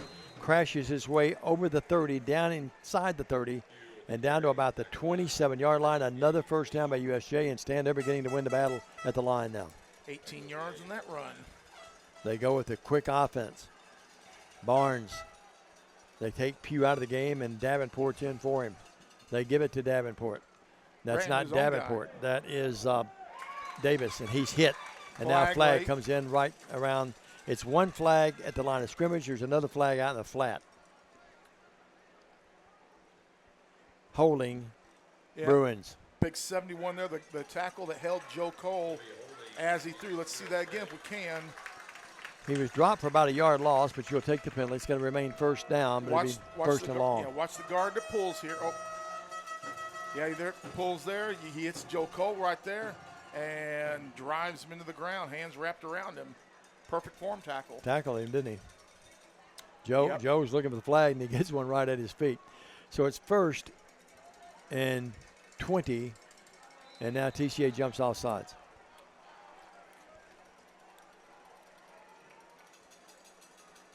Mental mistakes continue to plague TCA. Summerlin jumped off that time. They move it down to the 35. So now it's 1st and 15. Actually, Stan, they got to get to the 19. The ball is at the 35. It's a little longer than that. Well, TCA's got all the, or USJ's got all the momentum. Stan, we need a momentum play here. Need a turnover or some big stop of some nature. Changing their play. Yeah. New one coming in from the bench. Working with it now. Barnes in the gun, in the pocket, runs out of there, and we get a crack at it. It's going to be another hole. USJ's going to be called for another hold. Pushing back, way back. Let's see if we can see where it is. They're pushing themselves back right now. Notice again, I want to see that one more time. Watch their defensive tackle, tight end, and guard, the way they all slide out to the right. We mentioned the coaching staff of TCA. How about Watch this. These names? Yep, no doubt. Called it. The whole right side slid out there. Sure there was did. the gap that Creech saw to try and go through. 61 is going to be the guilty culprit. That was Joshua O'Neal. And then Creech actually tried to use his own man as a pick play. Barnes, smaller back, new back in there to his left. Triples far side right. First and forever. Barnes throws it out here in the flats, caught, and great tackle. Outstanding tackle by Reed Williamson as he just took the feet out from under Ben Spencer. Watch this tackle. TCA's made some great tackles tonight. Yep. Had pressure on the back, quarterback. Look at this. Out there on the island by himself, too. Let's see. It's 21 Spencer.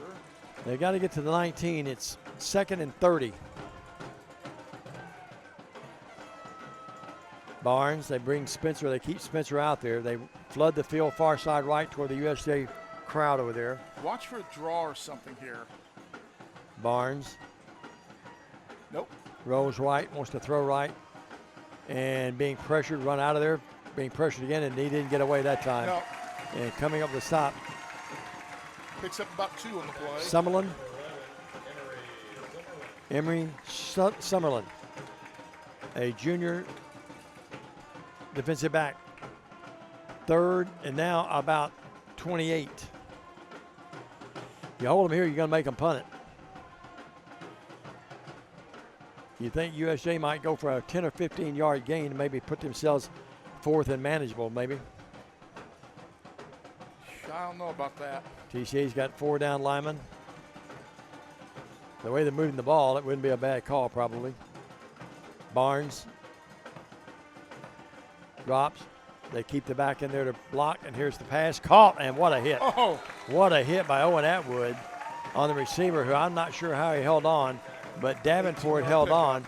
So here you go, Stan. Now it's 4th and about 12, and that's exactly what I thought they might do, Stan, is try to get it manageable, and now they'll go for it. 4th and 12, 4th and about 13, the ball at the 31. They've got to get to the 19, or it's a 31, so it's going to be actually 4th and about 12. If not 13. Close to. 4th down. They did exactly what I thought they might do, just try to get manageable there. That's why they pay you the big bucks. Yeah, sure. Pugh is back there to the left of the quarterback, Barnes. Big, huge play for both teams here. Can TCA's defense come up with a stop and gain some momentum back in this game, or will USJ continue to have the good vibes? A long talk about it. They call the timeout. The Bruins undecided, so a timeout across the way. Timeout on the field. 10-0 USJ. 8:27 second. They've got a 4th and about 13 from the TCA 31-yard line. Stay with us. This is Line Premier Basketball. Dental Center offers compassionate, high-tech dentistry for every member of your family. Our experience and use of advanced technologies gives you a higher level of care in general, cosmetic, and sedation dentistry. Call 731-300-3000 for an appointment at any of our 4 locations in Jackson, Bells, Milan, and Lexington. Visit Premier Dental Center for a game plan for a winning smile. Creating smiles and building confidence. Premier Dental Center. I'm sorry. I apologize. Caden Creech is the quarterback. I think we said Barnes. I yellowed my lineup there, so we apologize. Thanks for the folks that have corrected us. We do know that people are watching then. 31-yard line, 4th and about 13. It is Caden Creech, the quarterback, the junior. We appreciate members of the USJ coaching staff watching this game. 8:27 left. 4th and about, call it, a long 12, short 13. So Creech, C-R-E-E-C-H, the QB. Wide outs each way. Creech back in the gun, throws, caught, first down, Davenport, 13-yard line. A great pattern run by Davenport. He was here to the left, slanted back in across the middle, and a great pass by one Caden Creech. So they've gone to him 2 times in a row. He's got 36 yards off of it. Boy, that just And we let them off the hook. that again. stings, letting them off the hook there. But credit USJ, they've made some big plays. Let's give them a lot of credit. Looking over the middle, and Davenport ball thrown a little bit to the side of him, and it's incomplete. TCA got a break there. He was open, Stan.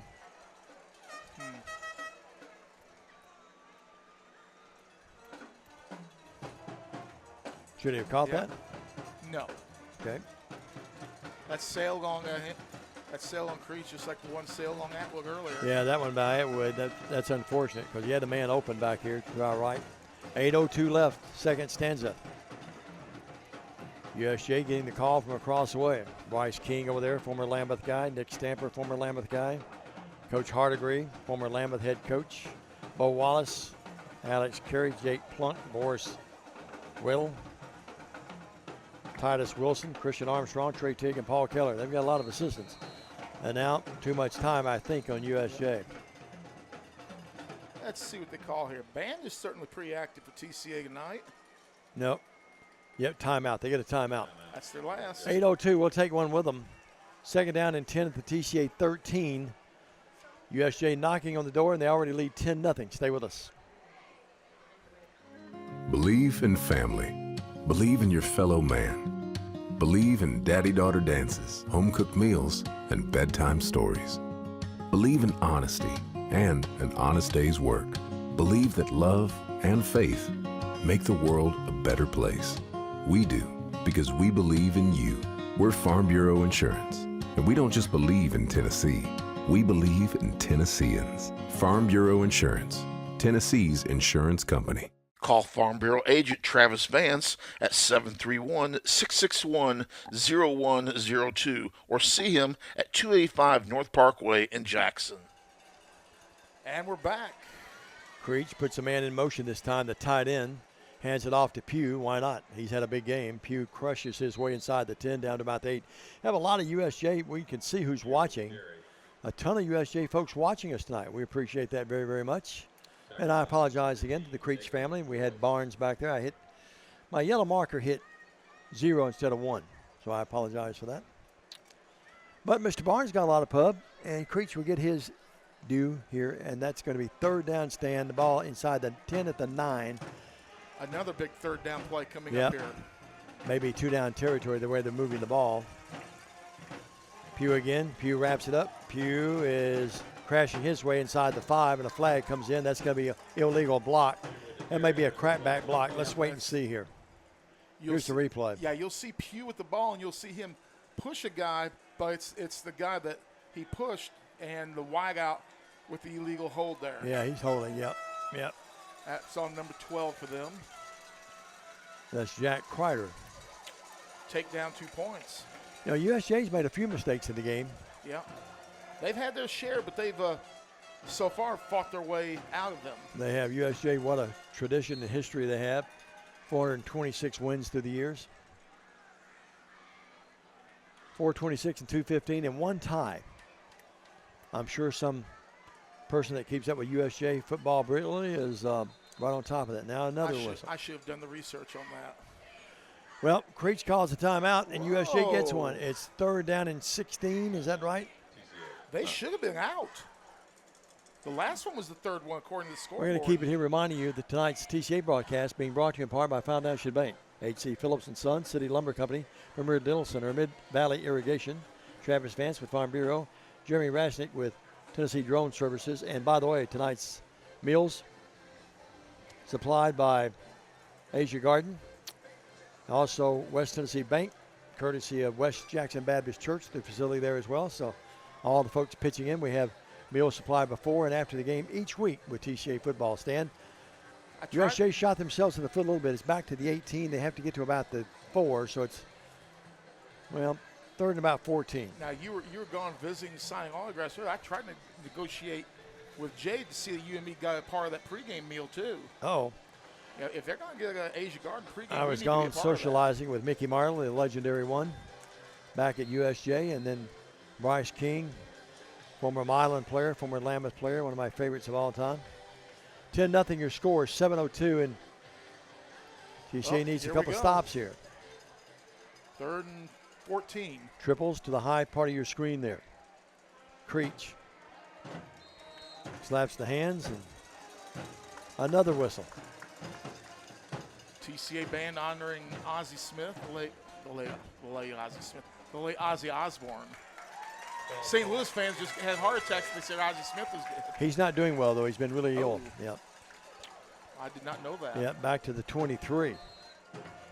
So it's 3rd and about 20 now. Dave, he's not that old. Ozzie, No. the Wizard, just in St. Louis a couple of weeks ago to see the Yankees. 3rd down and long. Empty 7:02. Yep, the one back there. Creech drops. And we're throws dropping right. everybody into coverage. Creech is the TCA fans wanted a hold and didn't get it. They thought that Carl Hall was holding Goodwin. Yeah, great job by the TCA defense. Yeah, we were held there. No question about it. Right to center of your screen. You folks at home can make the call. Tell us what you think. 4th and 20. 6:53. Man, another big play in the game where TCA needs to really come up with a huge play, and they've been failing to do that the last few plays. You know, I wouldn't want. I'd rather the fans make the call on that holding call than I do it. I'd rather Eddie. the fans make it. Appreciate Kyle keeping us straight on Creech. Kyle, we apologize. Thanks for letting us know that. Kyle Williams, another former Lambeth player. Here's the pass down here, and it's almost a great catch. And the TCA defense holds. Super effort by Jake Payne, but stand on that coverage that time. TCA's got a guy there, and let's see who picked it up and kept him from scoring. TCA doing a nice job on the coverage back there. That's a nice throw by Creech. Yeah.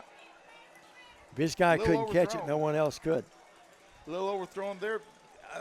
You had USJ keeping a man in the backfield to block, so they pulled one back, but good coverage by TCA. Gail The Presley, look at her Lions with comment. She first says holding. Gail says holding. down. Okay, Miss Gail. Alice Yarborough's watching. Cheryl Emerson, our good friend as well. Now- Chip Thomas.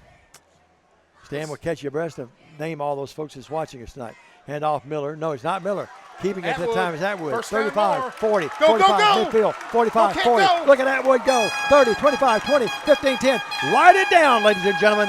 That is a 77 yards run by Owen Atwood. Turns the whole game around. Woo!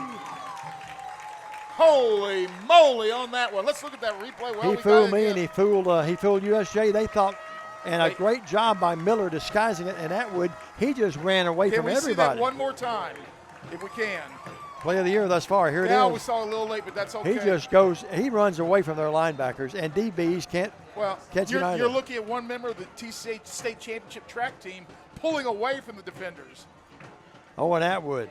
It's now a 10-6 game. Snap place. And there's the kick, and It's it is up. It is good by Carter, and it's 10-7. And folks, not that TCA was out of it, but they were on the ropes in my mind, and they come right back with a huge play, and it's 10-7. 6:32 left in the half. Back after this 30. Stay with us. The efficiency of any irrigation system depends on the quality of the well. In western Kentucky, Tennessee, and southern Illinois, this can be a problem because the water is deeper in these areas than it is on the west side of the Mississippi River. To be effective in installing these deeper wells, Mid-Valley Irrigation has invested in a test well rig for deep wells. The test well is invaluable in telling the driller where the screen should be placed, how deep the water is, and what screen and gravel pack should be used. A test well is relatively inexpensive and can give us a lot of information about water on your farm. Take the guesswork out of deep well drilling and call us today. Welcome back, everybody. Dave McCulley, Stan Gerard. The crowd's still buzzing here around us. And Stan, big run by Owen Atwood. Huge run. They really keyed on Hank Miller on that play, and that left Owen Atwood wide open. And you can see Owen Atwood, who was a member of that TCA State Championship track team, just pulling away at the distance. It is like Secretary in the Belmont. He was gone. My favorite part of that movie is when they play Oh Happy Day when he rounds that last curve. It wasn't 23 furlongs, but it was a good distance. And the guy says, just hold on. Pop up. Fair catch call for it about the 39-yard line, and there to catch it. Dave, look at that. Well, we now can get Whit Barnes in the game because Whit did a good job there just fair catching that ball at about the 39-yard line. It's a good thing he did. He was getting ready to get plowed. Yep. Well, the crowd's still buzzing a little bit. 6:32. What a play by Owen Atwood. Yeah. And he just – Miller did a good job, too, if we can't go back to it now, but Miller did a good job sort of disguising that he had the ball. He fooled me. Yeah. And all of a sudden, Atwood came darting out of there like Secretariat. Gail Presley thinks she's I can't think. Beth Waller's watching. I think she's Ric Flair on that play. Woohoo! Lydia Smith. Here's Hand the play. off Pugh. Pugh hit. Oh! And Joe Cole, first guy there. Miller there. That was, and also on the stop. And give credit this time to Joyce. Yeah, he came through early on that play. Yeah, Joyce with the initial hit there. There's Joyce. Yep, Joyce No, and Miller. Hank Miller. Hank with the first hit. The threesome got him. A pickup of 2, second down and 8. The ball at the 42-yard line. They're on 42. TCA almost jumped offside, but did not. Second and 8. 10-7. USJ leads by 3. Pugh with 11 carries, 115 yards, by the way. Clock running, 5:55. Creech in that gun again.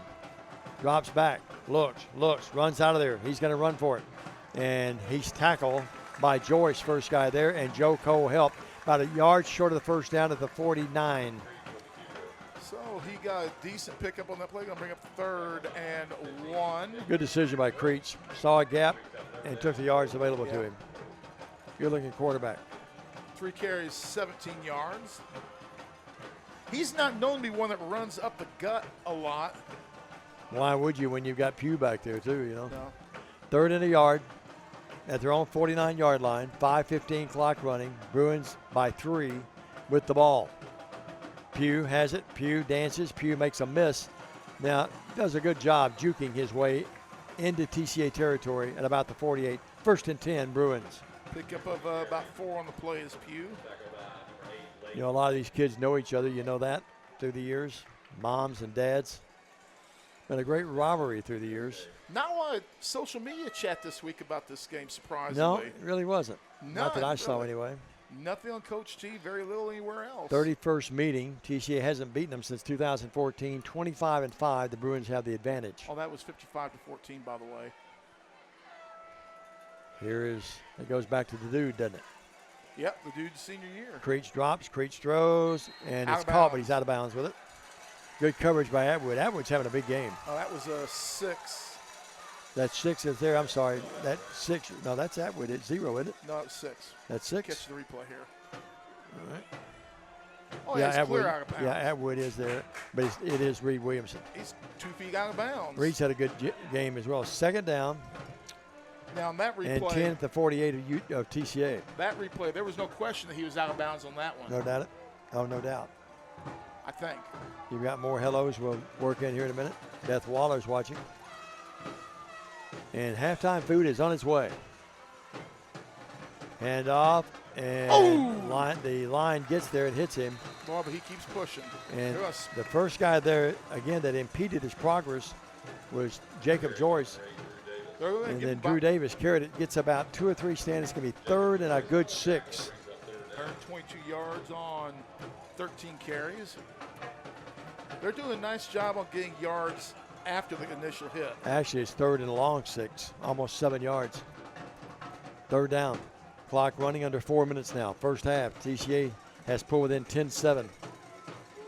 Creech, they come up like they're going to snap it, then they look over and get the play call from across the way. Band's loving it. Big crowd on both sides of this football turf. Creech drops. Creech, quick slant in, incomplete. Nice play. Joyce was there again. Yeah, Joyce with great coverage there. It was intended. Right side linebacker.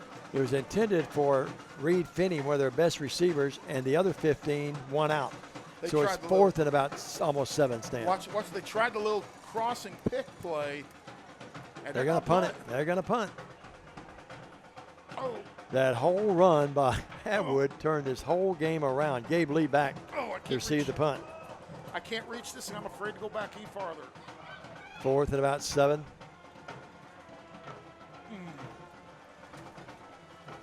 And TCA trying to hang in here, down only by 3 now after trailing 10-0.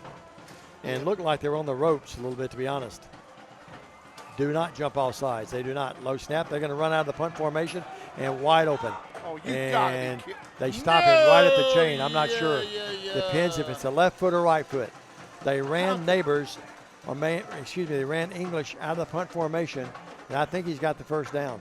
How can we be that asleep? He had nothing but green in front of him. First down, Bruins. So we fall asleep. Well, on if the you're a play. USJ fan, you got to love Derek Pritchard's call there, Stan. But, boy, we didn't have anyone within anywhere near him, did we? No, you got to cover that play, guys. The ball at the almost 37-yard line, 1st and 10. He didn't get it by much, but he got it by just enough. Barely. 3:15 clock running. Now we got to hold them out after this one. Can the defense do it again? 1st and 10 in line territory. Creech hands it off. New running back. Nothing there much. Gets maybe a yard or two. Joyce made another stop after the run that time by Ben Spencer. So with 2:45 clock running, a pickup of almost 3, 2nd and 7. The Bruins and the Lions tangle up here at 2:39. 10-7, Bruins lead the game. And remember, TCA will have the 3rd down kickoff return, and Coach Bowling calls a timeout. Timeout on the field. Lions call it. 2:31, 10-7. Bruins faced with a 2nd and 7 at the TCA 36. Stay with us. Dave, can you reach Premier in? Dental Center offers compassionate, high-tech dentistry for every member of your family. Our experience and use of advanced technologies gives you a higher level of care in general, cosmetic, and sedation dentistry. Call 731-300-3000 for an appointment at any of our 4 locations in Jackson, Bells, Milan, and Lexington. Visit Premier Dental Center for a game plan for a winning smile. Creating smiles and building confidence. Premier Dental Center. We're playing musical chairs here. Great chairs. Sometimes they don't want to roll the way we want them Or to we're roll actually them. playing. Let's try not to keep Stan from rolling off and falling off of his chair. 2:31 first half. Stan will have stats and scores for you at halftime. We'll give you the scoring recap. And what's that scoring recap going to look like? We'll know in about 2:31. Bruins moving it with Creech at the helm. Gives it to Pugh. Pugh makes a couple guys miss in the backfield and literally plows his way down to about the 31. Pick up a 5. It's going to be 3rd and about 2. This is 2 down territory, I would think, for them. 3rd and, well, call it 3. 3rd down and 3. Ball at the 32. Hand off Pugh again. Pugh gets across the 30. They got to get a little bit more than that there. It's going to be 4th again. 4th and about a yard. Here's your replay. Pugh, really a good running back. Runs with authority. He runs up right. Look at this. He's looking, his vision. 4th, and I say a yard's actually 4th and a long yard, almost 2, Stan. Yep, Ball here just we go. nestling right at the 30. They got to get almost to the 28. Creech. They have Neighbors back there in the backfield now with him. Changing the play. 4th and a couple. TCA, can they come up with another stop? Miller in the gap there, threatening to blitz him in. They go on the outside to Neighbors. No. Well, he may have got it second effort. Yeah, by a foot. Looked like we had him, and then he was able to elude the would-be tackler just enough to, I think, get the first down, and he does. Here's the replay. That's a really nice run by him. Yeah, we went for the blitz, just missed it by a foot. Yep. It's a game of inches sometimes in sports, isn't it? Down to a minute 15. 1st and 10th at TCA 28. And not much there as Nothing. the Lion defense steps up big. Drew Davis carried it. Lee makes the stop. He's had a good first half. Remember the big INT he had. Apparently looked like TCA set him up for a score, but we couldn't convert. Hank Miller on the tackle. 2nd and 10. Ball right at about the 27-yard line. Clock running with 45 seconds in the half. USJ has to be conscious now of the clock. Put a man in motion, bring him here right at us. Creech drops. Creech doing the Peyton Manning 2-step. Caught, and we missed a tackle. But inside the 25 and finally pulled down Ben Hank Spencer. Miller pulls him down, but it's going to be now. The clock running down to 28 seconds. He gets about the 22. Stan is 3rd and about 5 or 4.5, 5 yards. Who was that? Clock running. That was Spencer that caught it. Ben Spencer, 21. 3rd and a good 4, almost 5, 12 seconds. And now they spike the football. Creech does. with 9 seconds left. It's third down and about a good 4.5, 5 yards. And Stan, we'll just call it 5 for you purists out there. 3rd and 5 at the TCA 22-yard line. It's actually 4th down now. You know, we got to break a little bit. That clock clicked a couple of clicks after the ball hit the ground. Don't tell anyone. 4th and 5, 9 seconds left. Well, they'll have to put it in the end zone here. You could do a down and out and have maybe a second or two left for a field goal. Remember, no timeouts. That's true. 4th and 5. TCA down 10-7, trying to hold USJ out here in the waning seconds of the first half. TCA again will have the opening kickoff third quarter.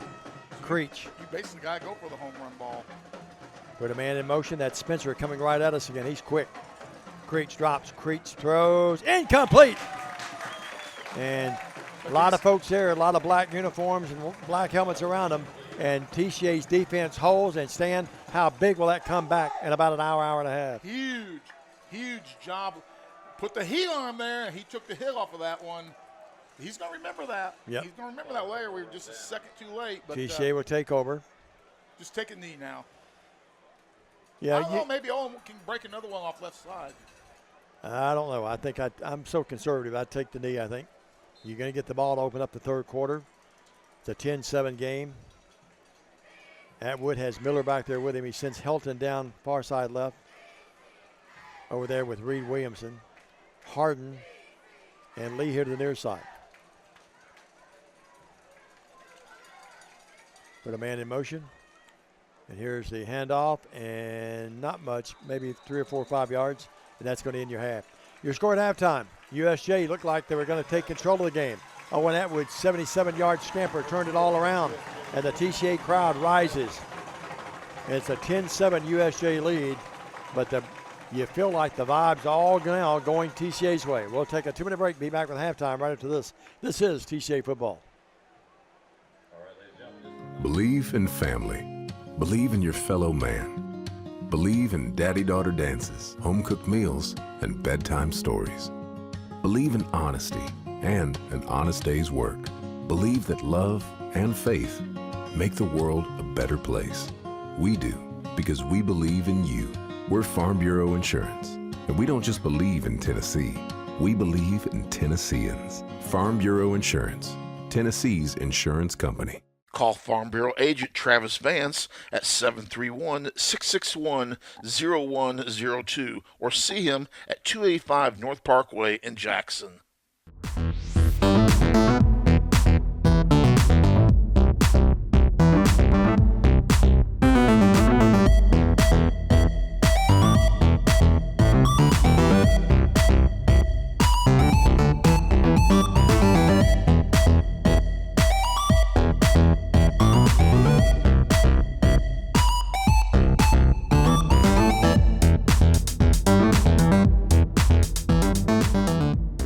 The efficiency of any irrigation system depends on the quality of the well. In western Kentucky, Tennessee, and southern Illinois, this can be a problem because the water is deeper in these areas than it is on the west side of the Mississippi River. To be effective in installing these deeper wells, Mid-Valley Irrigation has invested in a test well rig for deep wells. The test well is invaluable in telling the driller where the screen should be placed, how deep the water is, and what screen and gravel pack should be used. A test well is relatively inexpensive and can give us a lot of information about water on your farm. Take the guesswork out of deep well drilling and call us today.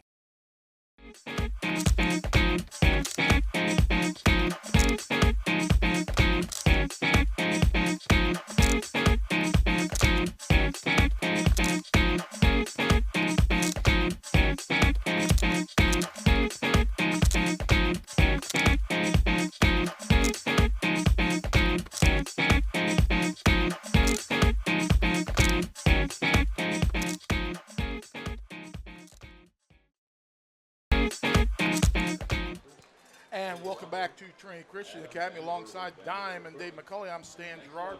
We're at the half, and it's USJ 10 and TCA 7. We're going to take a look at the unofficial stats from the first half. First for USJ, unofficially, They have 155 yards rushing, 44 through the air for 199 yards. Pugh with 14 carries for 127 and a touchdown. He had a 60-yard run to open up that game, and that got them going early. They've completed passes to Davenport, to I can't read the name of my own handwriting, to Neighbors, but they do not. They've got about 44 through the air. Davenport has 5 rushing. Davis has 4. Spencer with a couple. Creech with 17 for USJ. For TCA, Owen Atwood, 2 rushes, 77 yards and a touchdown. Or excuse me, 2 rushes, 82 yards and a touchdown. That 77-yard touchdown pass to bring this game within 3. Hank Miller, 5 carries for 13. TCA with 3 catches. Williamson with 5 yards. Harden with 8. And Hank Miller with 9 yards on there.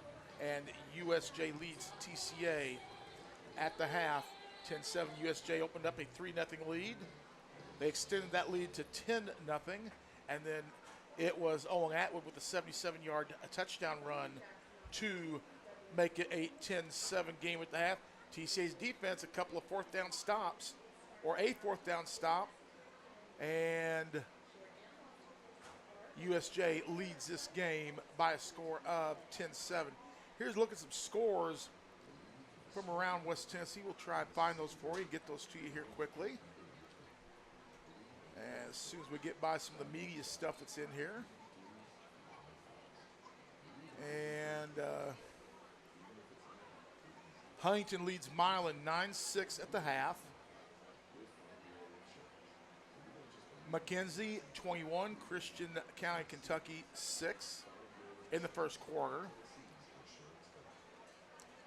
Dyer County leading Hardin 7-0. Make that Dyer County leading 14-7 with 6.5 to go in the first. Dyer County, boy, there's some score in the second quarter. Dyer County 35, Hardin County 14 with 4:30 to go in the half. Let's see what else we have here.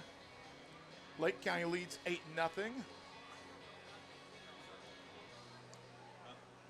And some other scores from around West Tennessee as they come in. Peabody leads Gibson County 49-0 at the half. No Moss in that one. That game was over before it started. South Fulton leads Humboldt 10-0. Humboldt, they've had a lightning delay with 2:44 to go in the second quarter. They had a lightning delay in Memphis. Jackson Christian was under a lightning delay there. And they are in South Fulton as well. Humboldt expected to be very good this year. They had started off the season 0-2. McNary looking for their first win, 16-6 over Wayne County. Other scores, Liberty leads in the second quarter in Memphis 30-0. Crockett County tied at 14 against Lexington with 7:40 to go in the second quarter at 14. Dyersburg a lightning delay, 21-0. Dyersburg leads. Other scores from around West Tennessee.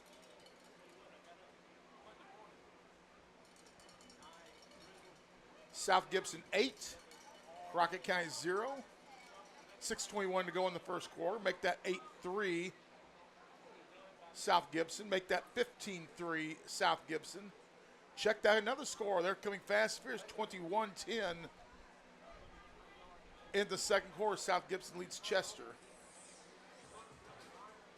21-14 Crockett. Bolivar and Halls no score at the half. It is Lake County leading Ripley 14-0. Make that, we're going to call it 14-0. Union City was delayed by lightning. They're just now kicking off as of, well, that's about an hour ago. Northside 6, Southside 0. 5:51 to go in the half of that game. It's Southside now 6. Check that. Northside 6, Southside 0. My fault. South Pitt leads Sequoia 17-6. Riverside Union City game delayed. Haywood 43, Craigmont nothing at the half. Other scores from around West Tennessee. Liberty League Middleton is 16-0. Let's see.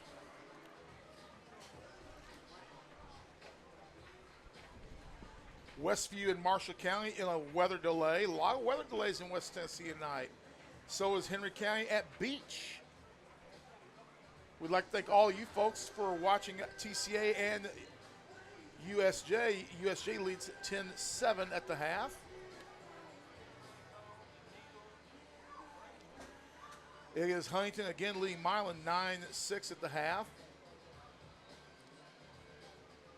McKenzie 28, Christian County 6. And that's all we have as far as the scoreboard from in and around West Tennessee. We're going to take a break, and we'll be back with more of the halftime show. You're watching TCA Football at the half.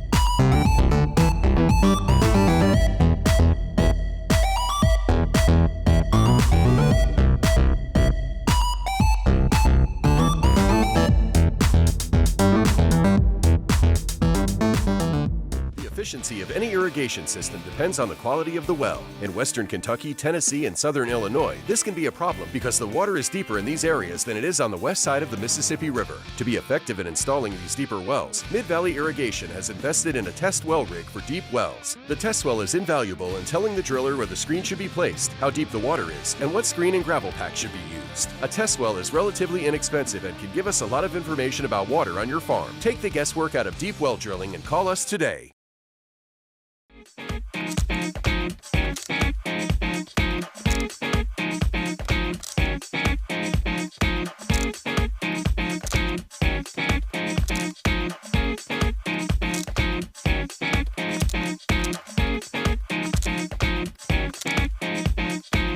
Chad P. Wilson with Foundation Bank, a family-owned community bank here in West Tennessee. Your checking account should be more than just a place to store your money. Our foundation benefits with high-interest checking account pays you interest, but also includes identity theft monitoring, cell phone protection, and roadside assistance. Start a financial conversation with us today by visiting our website, foundationbank.org, or call us on the number on your screen. In the meantime, God bless you. Terms and conditions apply. Foundation Bank is a member FDIC and an equal housing lender.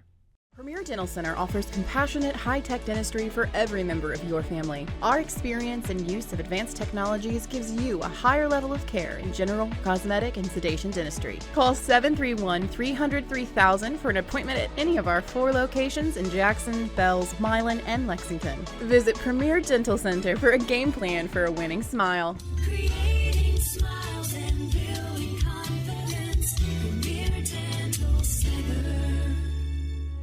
Believe in family. Believe in your fellow man. Believe in daddy-daughter dances, home-cooked meals, and bedtime stories. Believe in honesty and an honest day's work.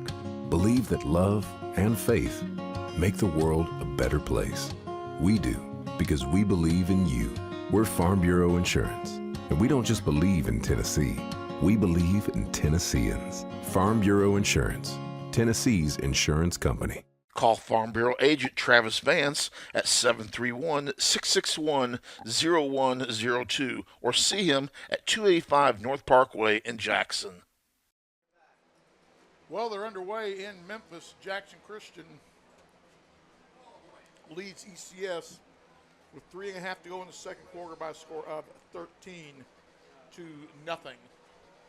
We have about 3 minutes to go in this game, and Dave McCulley's set to join us back.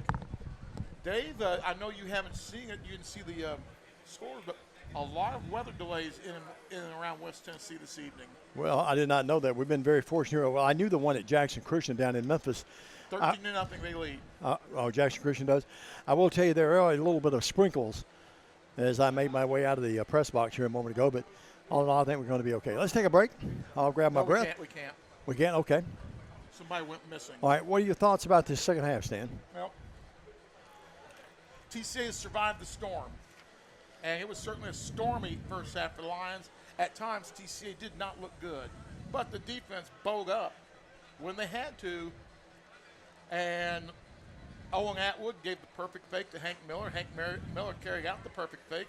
Owen Atwood goes 77 yards for a score and makes it 10-7 at the half. Those scores were preceded by USJ, 29-yard field goal by Neighbors. A big 70-yard run, almost a 70-yard run by Pugh had set them up in pretty good position. That was the 3:21 mark of the first quarter, capping off an 89-yard drive. And then at 1:24 the quarter, Pugh, the 11-yard run at a minute 24, made it 10-0. That was a 20-yard drive after they came up with a turnover. And TCA was talking to Hot Rod Parker at halftime. He said he had a good angle down there at it on the play that Owen Atwood, when the ball went dead at the 1, and he tried to pick it up. He said he was down there. That ball was not going out of bounds. He had no other recourse other than try to pick it up. Okay.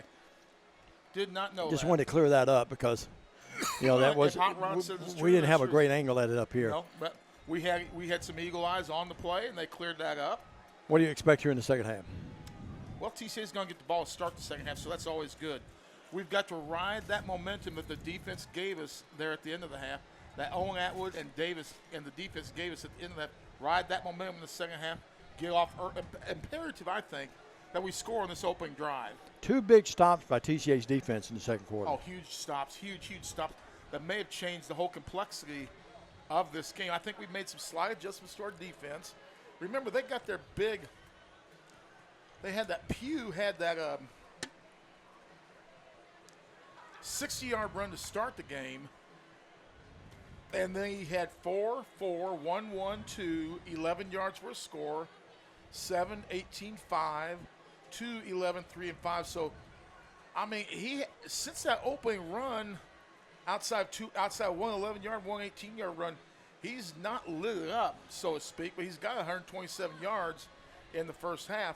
I think what killed us worse than anything was those 2 catches on 2 plays in a row at Davenport. Yeah, no doubt about it. Those 2 18-yarder receptions in a row. One of those was a 4th down play, and those 2 could have been a huge difference. But like I said, the TCA defense bowed up, and we're only down 3 with the start of the second half, just moments away. And we get the ball to start that second half. What a big win if TCA could come back down 10-7 here at the break. What a big win this would be. Could set the whole tone for the rest of the season. Would you agree? It will. Yep. It will set the tone. It's not could set the tone. A win by TCA will set the tone for the rest of the season. You notice the positiveness in my voice. No doubt. Next week we're on the road? We will go up to West Carroll next. I assume you'll probably fly in from McKenzie for that one. I'll probably come home that day because I've got family coming in. I'll have a half a day next Friday, so we'll do that. Oh. Let's take a break. Philip's back with us. Good to see him. I see his lovely daughter Tori down there, the great golfer here at TCA. She's headed to the next level next year. We'll come back, tell you about some of the great sponsors, and tell you about the folks that supplied the meals for the Lions. They're down 10-7 here at the break. Good ball game. Stay with us. Don't go anywhere.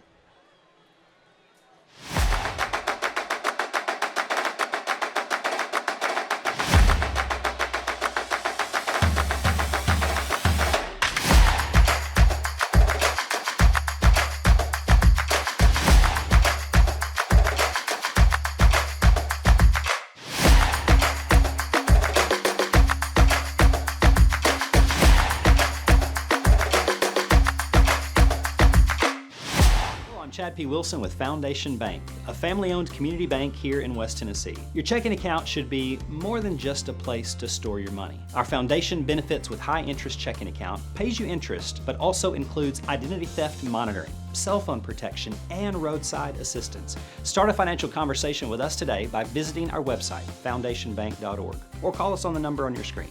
In the meantime, God bless you. Terms and conditions apply. Foundation Bank is a member FDIC and an equal housing lender.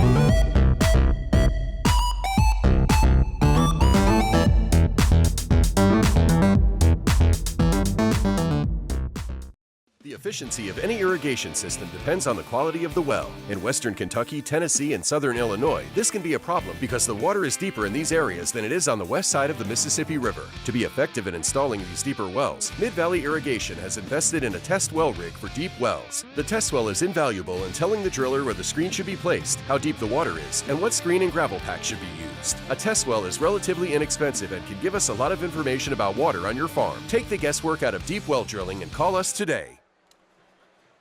Getting set for the second half out here at the Lions Lair. USJ leads TCA by a score of 10-7. A couple other scores. We've got Jackson Christian leading 13-0. JCM leads Brighton 18-0 at the half. And it is Riverside leading Union City 8-0 in the first quarter of that ball game.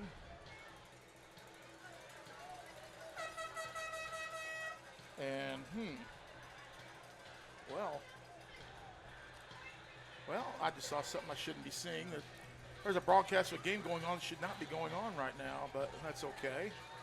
Well, USJ about to kick off. TCA will receive, and with the call of the second half, the voice of sports, it's Double D, Diamond Dave McCauley. Thank you, Stan. A nice kick. And Atwood will see that one tumble into the end zone, and the Lions will have it to begin this first few seconds of the second half at their own 20, 1st and 10. Well, the TCA defense gave the offense some momentum. The offense got a score on the board. Then that gave momentum to the TCA defense to pick up a notch. And now TCA's offense with the ball to start this second half, and away we go. 1st and 10. Atwood will bring Miller out, sitting behind him. Sends wideouts each side of the field. Ball right in the middle of the field here as we begin this second half. TCA trailed 10-0. Now it's 10-7 here, early third stanza. Atwood wanted to throw. Now he's going to run for his life. He's going to throw that football and coming back to get it, and that ball is incomplete. Nice effort by Lake Kelton trying to come back and get it. Watch this again. I think it had a little pressure to the outside. He should have tucked that ball, and he threw. He had 5 yards of running room in front of him there. It's going to be 2nd down and 10 at the 20. Bruins led 10-0 and looked like they had a chance to score again, and TCA's defense stifled them. And the game has changed right after Atwood ran for 77 yards. We played 7 seconds of this third stanza. Now he's going to run out of there. That's a design play. 30, 35, 40, 45. Almost to midfield and up near midfield. A first down for Owen Atwood, and those feet came, and now we got a flag all the way back where he ran from. At the 15. Yep, it's going to be holding on TCA. Oh, my goodness. They're almost a 30-yard run, and it's negated with a yellow handkerchief. Well, I like that draw up the middle, though. I do too. They're getting their pressure to the outside. I totally agree with you, Stan. I love that play. Nuts. What you want to do is put the ball in your playmaker's hands, and of course, even though he's back there as a quarterback, he's a playmaker. Almost with another turn of events there, but it's negated by the flag. That moves the ball now back inside the 10 to about the 8. So now Got to we're get to the near the 30. It's got to be now they move it up to the 12. So it's going to be second and 18. starting off the second half like we did the first half, Yep, Dave. 11:42. In motion is Reed Williamson, far side right. And wanting to throw across his body, incomplete. And lucky that wasn't picked off. Pass intended to Harden. Had to break out of the pocket there. Pressure coming again from the outside. Yep. They did a little bit better job of sewing up the middle, though, this time. And Sure did. he tried to throw across his body. Nobody there. Good effort by the USJ DB that time, but he couldn't come up with it. So here we go, second and 18. And the ball back again, tucked inside the. Now what do we have? Personal foul on USJ. Oh, that's going to bring it close to a first down. Personal foul on USJ. I didn't see that flag. I apologize, folks. That moves the ball to the 25. And that makes your second down call much more manageable. Second about 4, almost 5, but let's call it second. Let's call it second and 5. Yeah, let's do that. The ball at the 25-yard line. I didn't see what happened there, Stan. Somebody said the dirty word. Or he did something after the pass was thrown. Could have done that. Short side of the field here on the near side. They put Williamson in motion. Throw it over the middle this time. It's called a sliding catch. What a nice catch by Harden. You told me before the season, Stan, he's a playmaker, and what a bullet thrown by Owen Atwood. First down. Ball to 25, and you see that he goes across the middle and he makes the big play. Look at him, look at him. Pressure coming, stayed in the pocket. There. Oh, that ball was tipped too. And right in at the 40. So that went from the 25 to 15-yard pickup, his first of the year. Oh, Harden, that's his second of the game. Atwood rolls out of there, wants to throw, does throw, a little floated downfield, and it's picked off. He tried to throw it over the backers' heads and underthrew it, and it's picked off by Barnes, I think. You know, here's another one, Dave. You had a lead blocker out there, and you had some yards. Run with it. Yeah, you'd like to have that back on a yo-yo, to be honest with you, on a yo-yo string. Run that one again. Run that one. 47-yard line, Bruins will take over there right when TCA looked like they had some momentum going. Coach is not going to be mad if on a pass play you tuck the ball and run, pick up 7 or 8 yards. He's not going to be mad.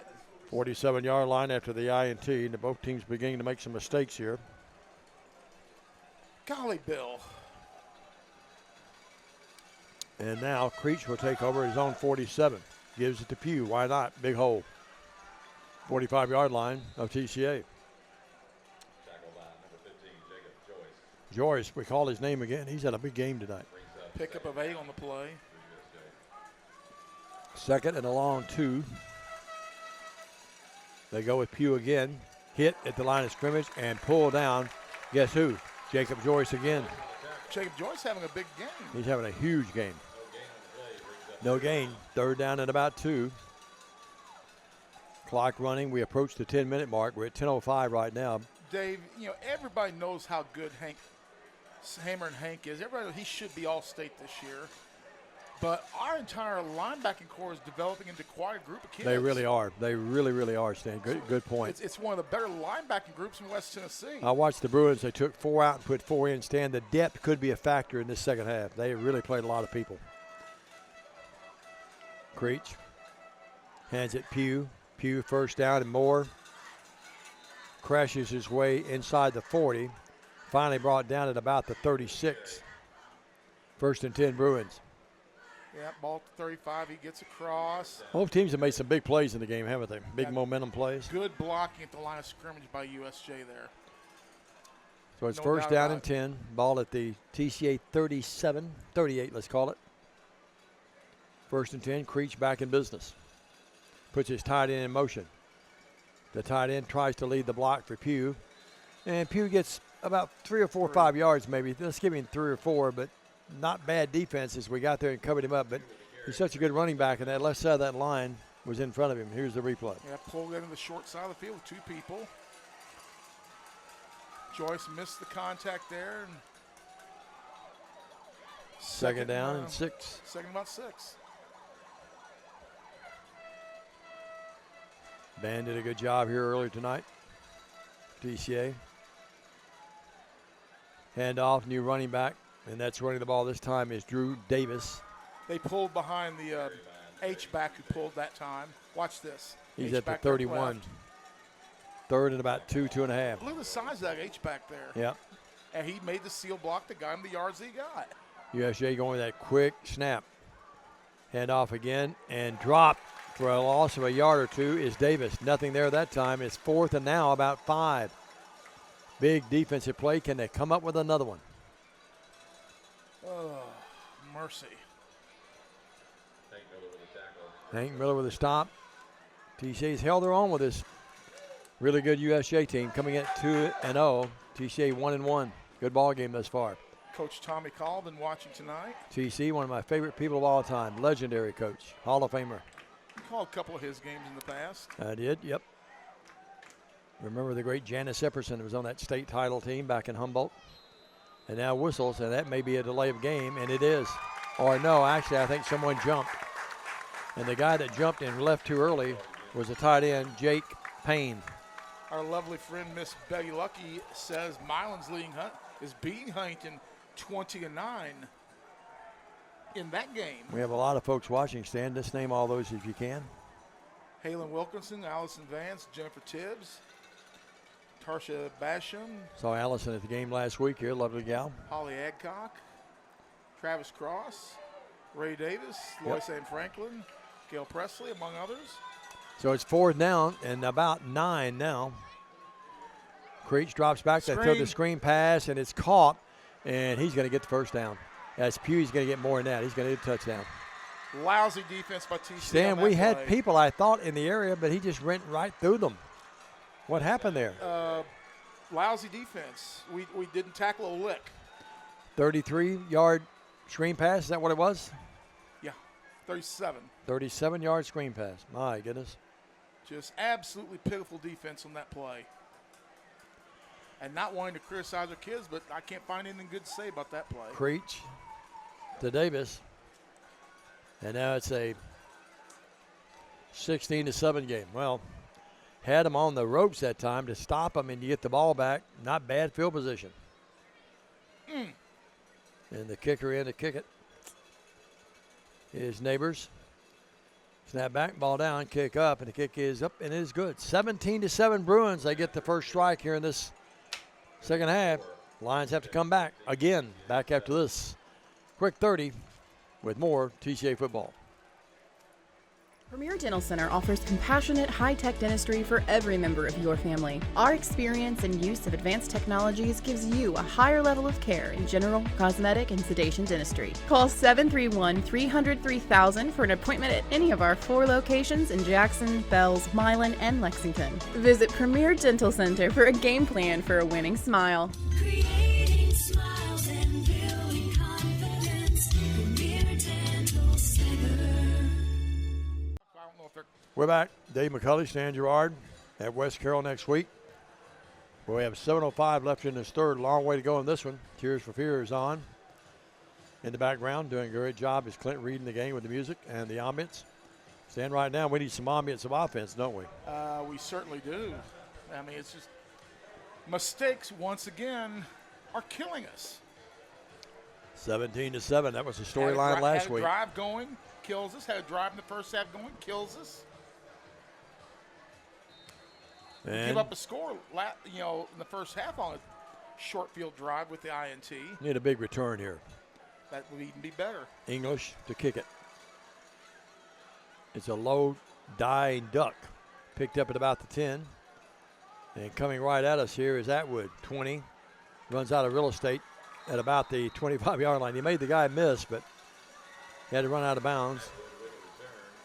Atwood's got some nifty feet and some speed, so we saw that earlier in a couple plays. One of them a touchdown. Okay, I got to say one thing about this. Saw a couple of TCA guys keep going on and hit somebody. Don't stop and watch. Ball at the 28-yard line, 1st and 10 there. Carry on and hit somebody. It could have been the block that sprung him. Talked to Savannah and Alicia Gehrig in the game. Savannah leading the game. She says she's in town for the next 6 weeks, practicing here. Hand off Miller. Miller to the 32, 33 maybe. Runs over somebody. Going to pick up about 5. It's going to be 2nd and 5. Miller with the carry. Gain of 5 brings up 2nd down. Well, Stan, need to ball control here, keep their offense off the field, and then go down and get a score. That'd be huge right now to stay in this thing. Down 17-7 now. Need a 6-minute plus drive. Yep, sure do. 6:30 left in the third. Harden's in the slot right. Lee's out there. Haven't gone to Gabe much at all. He's been open a few times. We just missed him. Blitz. Here's the pass down here to Lake Heldon. Oh, Caught it. kick. 50, He's 45, gone. 40. Go, Lake go, Heldon go, 30, go, go. 35. On his feet, 30. Lake Heldon's going to score. Touchdown, Lions! 67 yards on the score for the Lions. Lake Heldon made a great catch, and watch his nifty footwork here. Look at that. Stayed in bounds. They had a chance at him a couple of times, and he coasted in, and TCA down 17-13 on another dramatic offensive play. Gray hair and wristwatch. We're happy about that play. It's that gentleman right there just sat down. Yep, and then Melissa, she was dancing, doing circles down there, his lovely mom. Late, got open, and how about that pass? Right on the money, too. Was Owen Atwood. We may need to get that tripod a little bit taller. 17-13. Carter in to attempt the PAT, and he booms that thing right through toward 412. It's 17-14. With now 6:10 left in the third, and folks, we've got a doozy of a game, and look at the TCA crowd. They're on their feet back after this. Believe in family. Believe in your fellow man. Believe in daddy-daughter dances, home-cooked meals, and bedtime stories. Believe in honesty and an honest day's work. Believe that love and faith make the world a better place. We do, because we believe in you. We're Farm Bureau Insurance, and we don't just believe in Tennessee. We believe in Tennesseans. Farm Bureau Insurance, Tennessee's insurance company. Call Farm Bureau agent Travis Vance at 731-661-0102 or see him at 285 North Parkway in Jackson.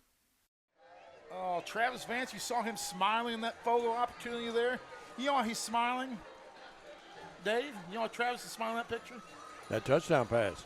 He saved me almost $100 a month on my homeowners and car insurance. You'll be smiling. You'll be smiling on that, yeah. All right, all the way to the bank. What a big play, Stan. Huge play for the Lions. And, yeah, I wanted a nice six-minute long drive. Well, I'll take 67 yards in one play. Yeah, we'll do that. 77-yard scores and 67. It's the big play Lions tonight. Carter's kick. And floating it down there inside the 5 and coming out there with it, the Bruin returner. And that is Nice. Jacob Snyder, and he didn't get much up to about the 20-yard line. Joe Cole made the initial contact, slowed him down. Boy, the TCA crowd really in this game right now as well. Yeah, about 9 yards. And, boy, they almost got us to the outside, but Joe Cole came across, slowed him down, and we wrangled him in at the 1-9. Just shy of the 20. Yeah, we'll give him the 20 on that. We got the Chapmans watching tonight. Some other folks. Linda Smith, Amy Garrett, the Garretts. I'll make it. I'll make it. They were up at UK last week to see the Cats squeak out a win. Joshua Delk. Former great kicker here. 17-14, 602 among other things. He was a good versatile player. They got the flat on the little pass out there as he circled out of that backfield. And that was the little guy, Ben Spencer, and he gets big yardage up over the 30 to about the 31-yard line. Picks up 11 in Stan Toya. Coach Bowling not happy with the defense that time. He's going down to talk to the official. I think about it. He thinks that maybe Spencer's circling and going upfield too quick. Didn't we call that earlier in the game? Maybe we did. That's when he went right down there and talked to the official. And what do we have? Whistle, Timeout on the stop, field. timeout. Lightning. Oh, you're kidding. Could have a lightning delay. Well, and that's what they've done. It's lightning. We talked about maybe wanting to break in this game so some of our guys that go both ways could get a little bit of rest. 1/3 of the TCA Trinity of Football, Justin Miller called that earlier in the day. We talked to him, and I got to talk to the entire Holy Trinity of TCA Football last week, and they all agree we need a lightning delay. And the big guy answers. We'll take a 2-minute break. Recap what's happened thus far. We're in a lightning delay with 5:49 left in the third.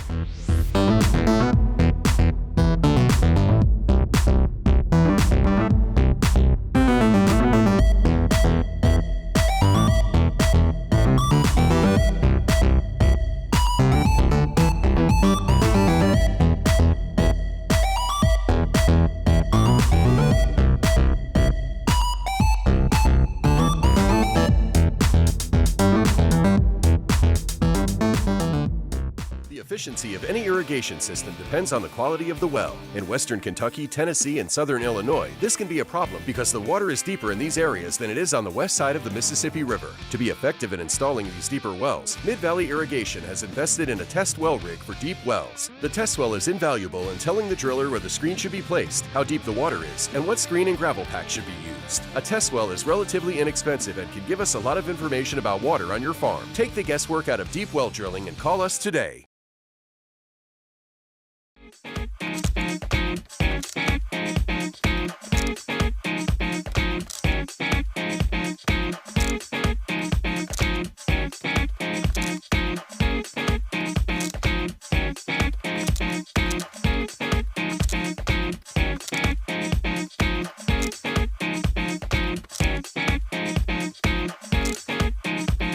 Chad P. Wilson with Foundation Bank, a family-owned community bank here in West Tennessee. Your checking account should be more than just a place to store your money. Our foundation benefits with high-interest checking account pays you interest, but also includes identity theft monitoring, cell phone protection, and roadside assistance. Start a financial conversation with us today by visiting our website, foundationbank.org, or call us on the number on your screen. In the meantime, God bless you. Terms and conditions apply. Foundation Bank is a member FDIC and an equal housing lender. We're back. Dom and Dave McCulley along with Stan Gerard, Philip Robertson, our producer director, Bradley White, our cameraman tonight. Executive producer and director is one Jay Cashin. With the 5:49 mark of the third stanza, the Bruins of USJ lead the game 17-14. And we've got a Donnybrook of a game, and Lightning now coming at the 7:40 mark Central Standard Time. Be at least 8:10 before we can resume play. Stan will have scores for you in a minute. Right now, Bill Hamilton tells me that Jackson Christian leading 13-3 at halftime at ECS. They were late starting because of lightning. And Stan, 30 minutes once the Lightning, if it were to start again, It resets that clock automatically. it resets it automatically, so we could be here for a while. But 17-14 right now. Your thoughts about the game thus far, and what can we expect after the Lightning delay is past us? Well, you tell you what, you've got we were very fortunate. We started off the second half like we did the first half. We held them to a field goal on that, and then we were able to get that huge touchdown. Then just before the Lightning, we're in a great position. Now, here's you say you don't want Lightning, and I know everybody's got things to do, but this is a TCA team with only 33 players on the roster. Some of those aren't dressed tonight. This is a team that got a lot of guys going both ways. And it was a team that was flat out exhausted from their game at against NBA last week. What does this Lightning delay do? Gives them a chance to take a breather. Gives coaches a chance to make some adjustments they weren't going to get to make earlier. I think this is something that favors TCA and will work to our advantage once play resumes here in this game. And Dave, as Dave said, that we're estimating around, 9:10? 9:10 right now. If it doesn't have lightning again. Yeah, and let's go to the scoreboard while we're at it here. Let me scroll down, get past some of this stuff. And if I repeat myself a little bit, I do apologize. It's a scrolling thing, so I'm going to see other stuff. Milan now leads Huntington 20-9 in that ball game. Other scores. South Pitt leads Sequoia County 17-6 at the half. Lexington and Crockett County 14-7 Lexington in the second quarter. We've got an update on that coming up, I know, a little bit. 21-0 Dyersburg over Camden. Lightning delay in the second quarter. Obion 14-0 over Gleason at the half. And let's see, McKenzie led Christian County 21-6 That was the first quarter score. 16-6 McNary over Wayne County. That's an upset in the making. Their coach is on the hot seat in his second year.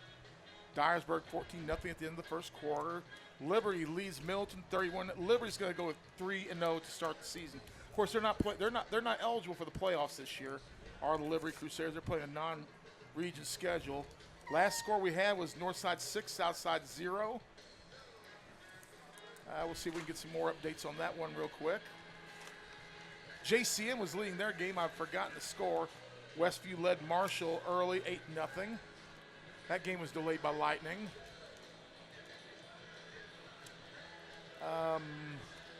Crockett leads Lexington now 21-14. Lightning delay at the half.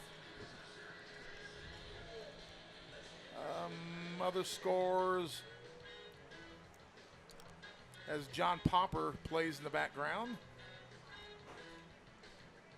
Millington leads their ball game 14-6 over Lakeland Prep. Peabody just beating the stew out of Gibson County. They're beating the stew out of them so bad I think they're having a stew sale in the morning.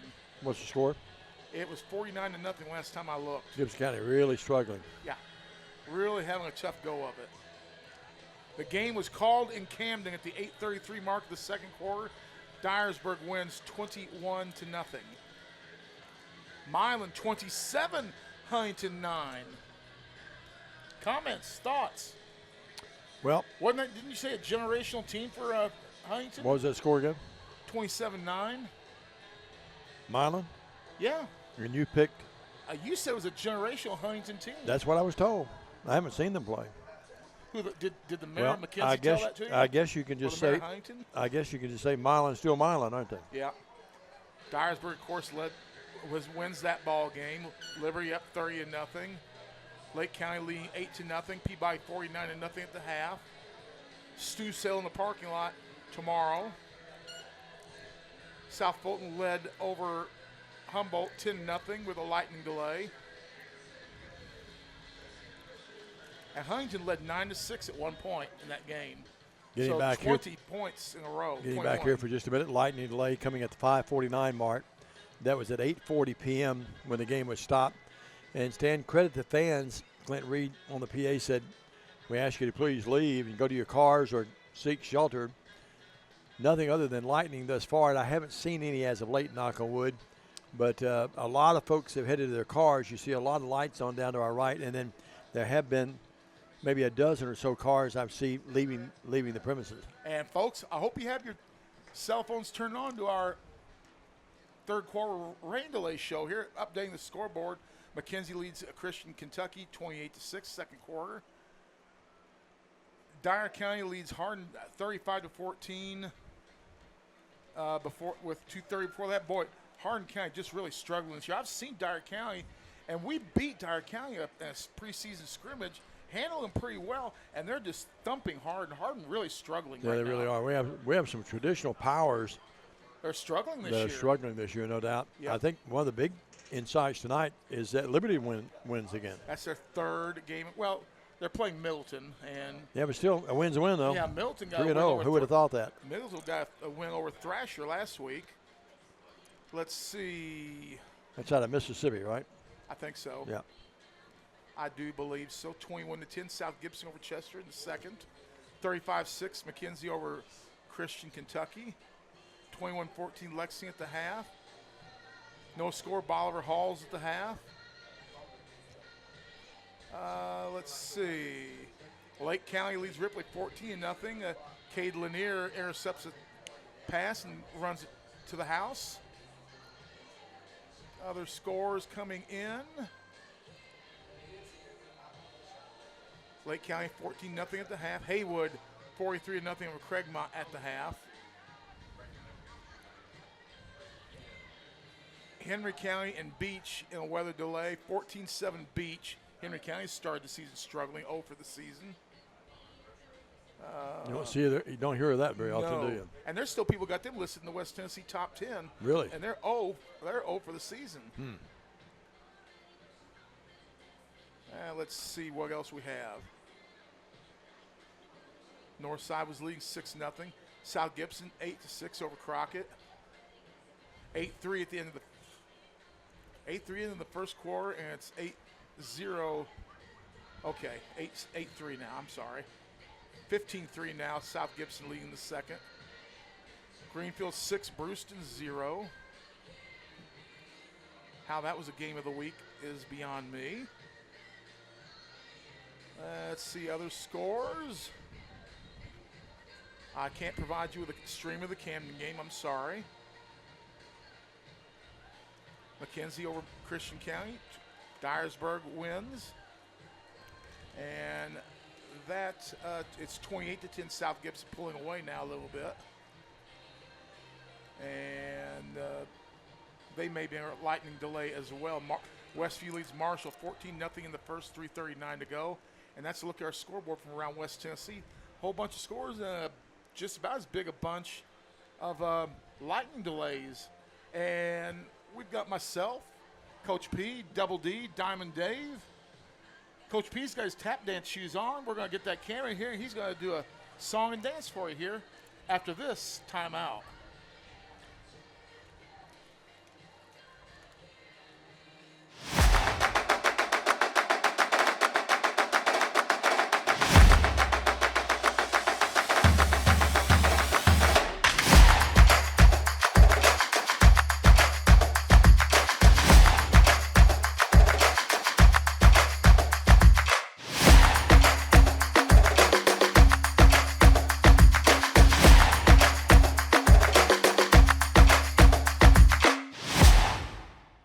Chad P. Wilson with Foundation Bank, a family-owned community bank here in West Tennessee. Your checking account should be more than just a place to store your money. Our foundation benefits with high-interest checking account pays you interest, but also includes identity theft monitoring, cell phone protection, and roadside assistance. Start a financial conversation with us today by visiting our website, foundationbank.org, or call us on the number on your screen.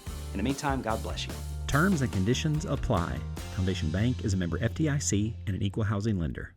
Premier Dental Center offers compassionate, high-tech dentistry for every member of your family. Our experience and use of advanced technologies gives you a higher level of care in general, cosmetic, and sedation dentistry. Call 731-300-3000 for an appointment at any of our 4 locations in Jackson, Bells, Milan, and Lexington. Visit Premier Dental Center for a game plan for a winning smile. Creating smiles and building confidence. Premier Dental Center.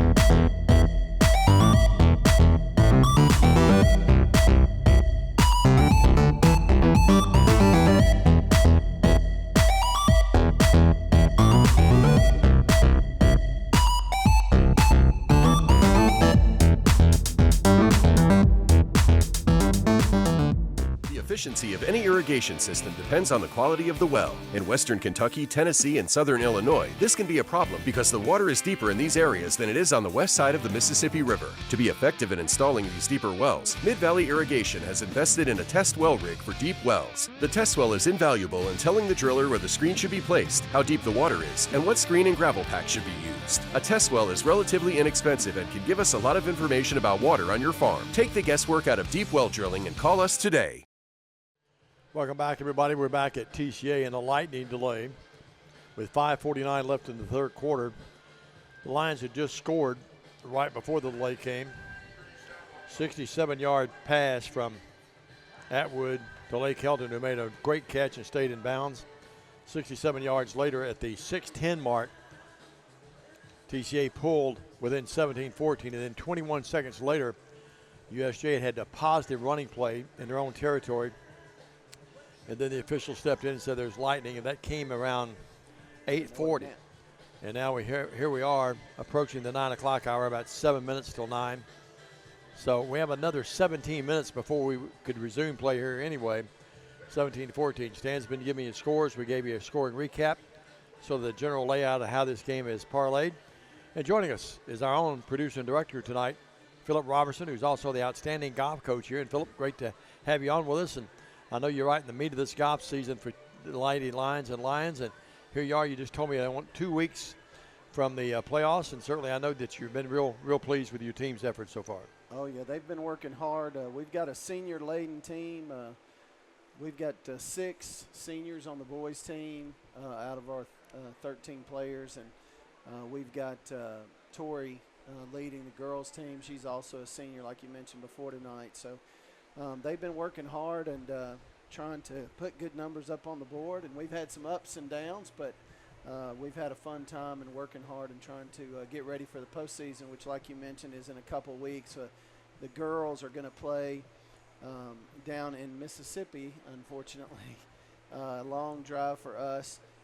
And then the boys will be playing at Miramichi, which is kind of in the Millington area, in the region tournament. Of course, the top 2 teams get to make it to state, and so we're hoping to be in the mix for both the guys and the girls there. That's right. I drew a mental blank a moment ago. Now, what I was thinking, at the college level, you play the fall and the spring, but mostly it's situated in the spring. But certainly my son was a great high school golfer in college as well, but I get the seasons mixed up a little bit. So right now, we'll talk about all the kids on that girls team. But I know, Tori, you really got to be proud of her. I know that you and I see each other each week. Cuts a mean grass, folks. If you need your lawn mowed, this guy, he does a wonderful job.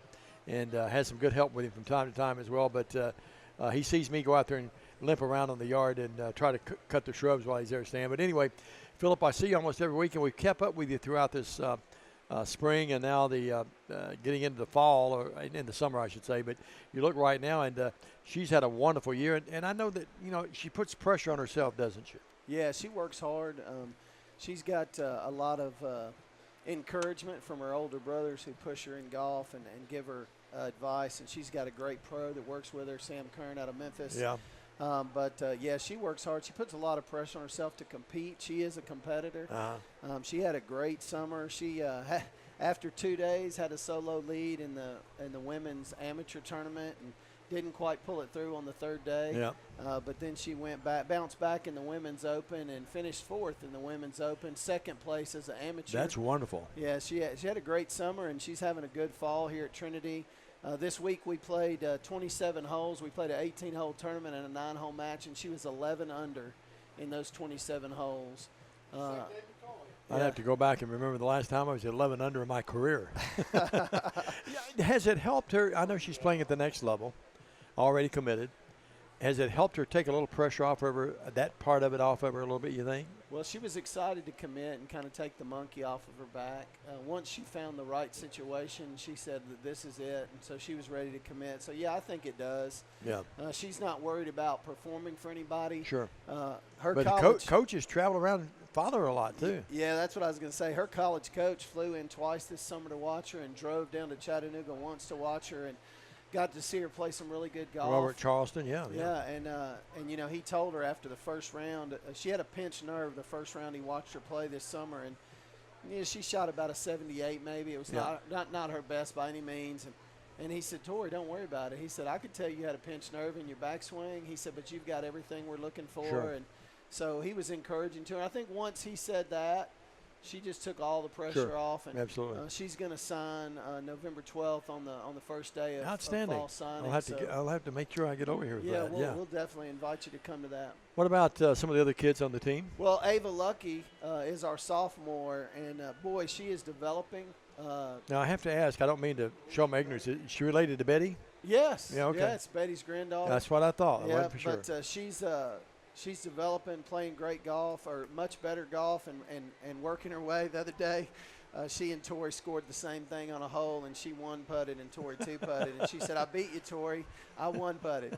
But she shot 4 over, which is her best score of her career. That's super, yeah. And looking forward to good things and hoping they can put it all together at the region tournament and advance to state. But she's a fun partner for Tori. They get along great, and they encourage one another and joke with one another. And our guys' team is very similar. Like I said, we got 6 seniors, and so they have great relationships with one another. And then we got some fantastic freshmen that have come along. Eli King and the Valentine twins have moved up. Oh, yeah. Rodney, not taking any of their ability from Rodney, their granddad. Yeah, no, absolutely not. Mr. Baumgartner had nothing to do with it. That's exactly right. Although he told me the other day at Miramichi he has everything to do with it. Did he come over for the round? Yeah. He did. He came over, watched him play at Miramichi on Monday. I saw a picture. I think the Baumgartners put it up. I think Lolly put it up. of them standing on the tee box. There was a great picture of them, on Yeah. Facebook the other day. Yeah, they came down and watched them play, and of course, Mom and Dad are always there watching them Sure. too. But they're going to be great golfers. They're multi-sport athletes, and so it's probably going to take them a little while to totally develop to where they could in golf. The but- dad was one of the great players here ever here. Did they take their ability? I know they took the good looks from Mom. Did they take their ability from Dad?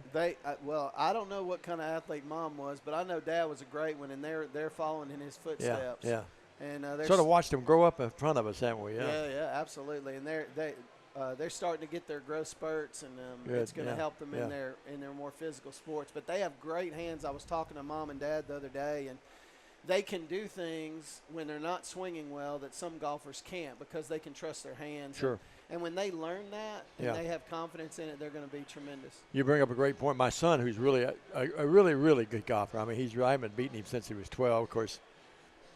And I'm okay. I'm not great, but I haven't beaten him since he was 12. But anyway, he and I were, ironically, was just talking yesterday. He played 18, and he shot like 2 over at one of the courses in Nashville. And he told me that one of the pros came up to him and talked to him after. He said, "Hey, man, I noticed you really play with you get the feel with your hands." He's not real big. But, golf is such a wonderful game. It can be frustrating, but at that age, I remember when Jeremy was that age, it's really fun to go out and watch him and follow him, isn't it? Yeah, I love watching junior golf. I help run some local junior golf tournaments. Yeah. And, maybe it's not the caliber of golf that sometimes I get to see when Tori's out there playing in those big events, but I love watching juniors figure out that golf is a game they can succeed in and have fun with. And it's a relational game. Sometimes it's solitary, but most of the time you can be relational with your competitors. And really you're competing against the course. Sure. Because you never know what the rest of the field's doing in junior golf. You just got to compete with the course, and so it takes the pressure off you and your competitors. I can still remember this day when Kurt King went to Jackson Central Mary. He went on to Union, played a little bit. Cody Ridgway from the famous fish eatery here. Jeremy would be paired up with those guys a lot in high school, and they developed lifetime and bonded for lifetime. But, it's a shame in a way that golf doesn't get more publicity than it gets. It's getting more and more at that level now, but it's a wonderful game to compete in. It teaches you a lot about life, too, because life knocks you down. I think one of the toughest things I've ever done as a father was when I go out. My daughter was a really good player, too. They both played at Trenton Peabody, then at Lambeth, and then at Dyersburg State, but my daughter. But it's one of the toughest things because you can't help them. I mean, they're out there. You can't really tell them anything. And Jeremy, for example, Laura didn't mind where I stood. I'd follow her pretty closely, but Jeremy always wanted me to be way ahead of him or way behind him, and that's sort of unique because you sit there and don't try to go over that water. Don't hit 3-wood here. Lay up, that kind of thing. Lots of times you're wishing you could whisper in their ear. Sure. But no, one of the things that I've enjoyed the most with all my kids is when I get to caddy them in like adult amateur events. Yeah, I bet that's fun. Just to get to walk down the fairways with them and carry their bag. Yeah, I bet that's fun. And try and encourage them. Sure. I can't tell them what to do. They read the greens better than I do, and they know what their ball's going to do better than I do. But we enjoy the relationship that we get to have when we're out there on the course together.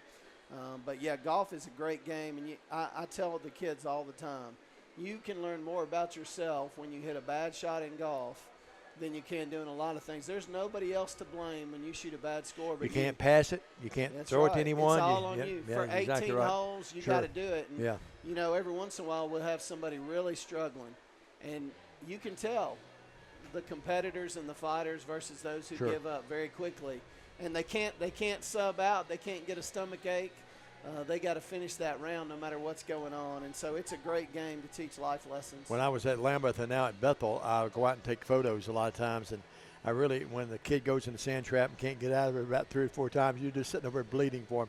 Philip, great to talk to you. You built a great tradition here with golf here at TCA.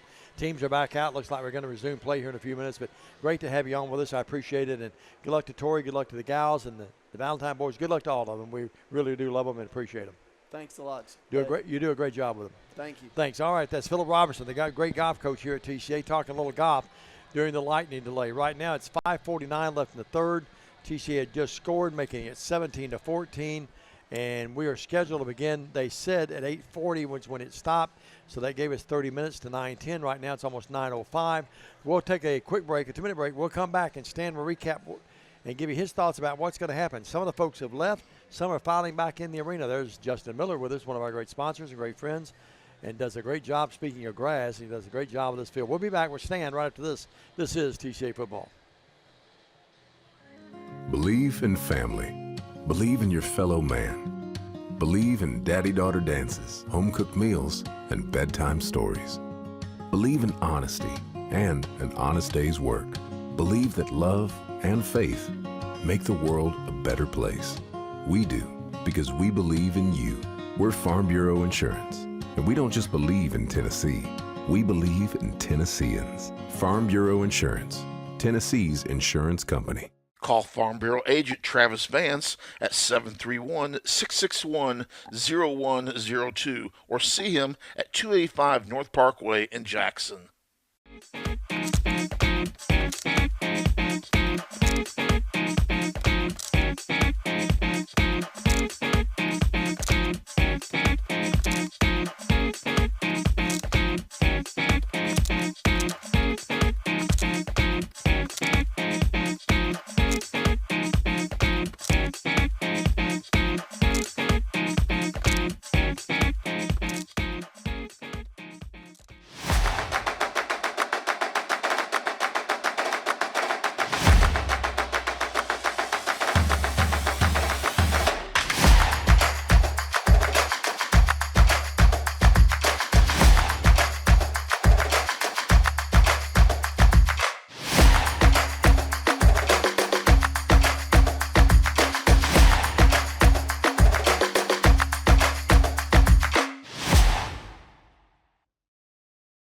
I'm Chad P. Wilson with Foundation Bank, a family-owned community bank here in West Tennessee. Your checking account should be more than just a place to store your money. Our foundation benefits with high-interest checking account pays you interest, but also includes identity theft monitoring, cell phone protection, and roadside assistance. Start a financial conversation with us today by visiting our website, foundationbank.org, or call us on the number on your screen. In the meantime, God bless you. Terms and conditions apply. Foundation Bank is a member FDIC and an equal housing lender. And we're back here at Trinity Christian Academy. It's 17-14 Jackson Christian. USJ with the lead over TCA. 5:49 to go our third quarter. We've been in a lightning delay for the last half hour. Both teams are on the field and stretching out. And we should be back to play in a relatively short period of time. We've gone over the scoreboards a little bit. TCA has just gotten on the board, Dave. It was a 67-yard touchdown reception. Hilton from Owen Atwood, yeah. That came stand at the 6:10 mark, by the way. So 21 seconds later. Yeah, that's a good sign, Dave. It is, no doubt. That is a great sign that we've got that one. And that's just a good sign. You got to look at what you have and believe in it. And that's as good a sign as any to go with. God, let us play long enough to get that touchdown in. That's going to make the difference in this ballgame. You mark my words. Most of the crowd's filing back in here to watch this thing. Yep. I think a handful of people left standing, went home, probably watching us or listening to us. But good to have most of the crowd coming back in. I'm sure they'll thin out just a little bit. We've had a stiff breeze just about all night coming from our right to our left. And fortunately, knock on wood when I say this, no more lightning after that strike at 8:40. So here we are 30 minutes later and about to resume play. Stan, any other scores you have around the area? Well, I'm looking at the radar. Looking at the radar, most of it looks like south to us. Yeah, boy, had a big cell pop in within the last 15 minutes, but in between Humboldt and Paris. Got storms all over the place. There's storms just northeast of here, but well, looking at my radar, you're right, just north of us. Looking to the back side of us, we're in great shape. Right, no doubt. And I'm looking at the forecast on it. It looks like if they'll get that out of the way here in the next 20, 30 minutes, most of West Tennessee will be clear, I think, by 10:30, 10 o'clock. I'm going by backtracking here, looking at my radar. The cells at 9 o'clock are pretty well past Jackson and northeast of Jackson, it looks like. Hey, Dave, the coach and Miss Jan Butler are checking in. Hey, how about that? Good to have them with us tonight. Yeah. Two of my favorite people. Good to have them with us. Boss Daddy Brad Keltner watching. Yep. Who else has tuned in with us? Gail Presley, She's been with us off and on all night. Linda Smith, Lydia Smith, Megan Chapman. Beth Waller. Among those We've checking had in. quite a bit of an audience tonight. We appreciate that. Well, Yeah, it's been up and down with delay. It's going to start picking up here as we're getting both ready teams to are back. play. And Go back Stan, to play. I would say only about 30% of the crowd that was here has come back. But That we means they're haven't- all watching us. Yeah, then. but we haven't started yet. So the ball, after all of this, will be at the 32-yard line. USJ will have it there. It will be 1st and 10. Spencer, remember, caught that little swing pass and moved his way upfield to the 32. Now, we really didn't get any rain per se, so the field's still in top-notch scent. When I was out shape. at halftime, remember I told you there was just a few drops here and there. Just a few. So we're back to play, and they were right, Johnny, on the spot, Stan. It's 9-10. So it was Do you a know where 30-minute your delay. Do you know where your kids are? That's exactly right. Well, Creech is back there with a different set. 2 backs behind him. He gives it to Pugh. Pugh, not much. Maybe back to line of scrimmage About and a a yard. yard, and that's it. They pulled it back on the play. Watch how they do it. The H back again. Watch him there. They've done that quite a bit tonight, haven't they? Oh, they pulled. They pulled. No, that was a lineman that they pulled.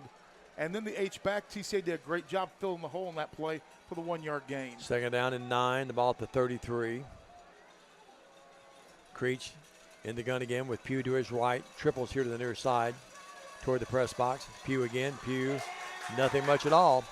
He breaks the tackle and may got a yard or 2. Maybe let's give him 2. It's going to be 2nd, make it 3rd and about 7, Stan.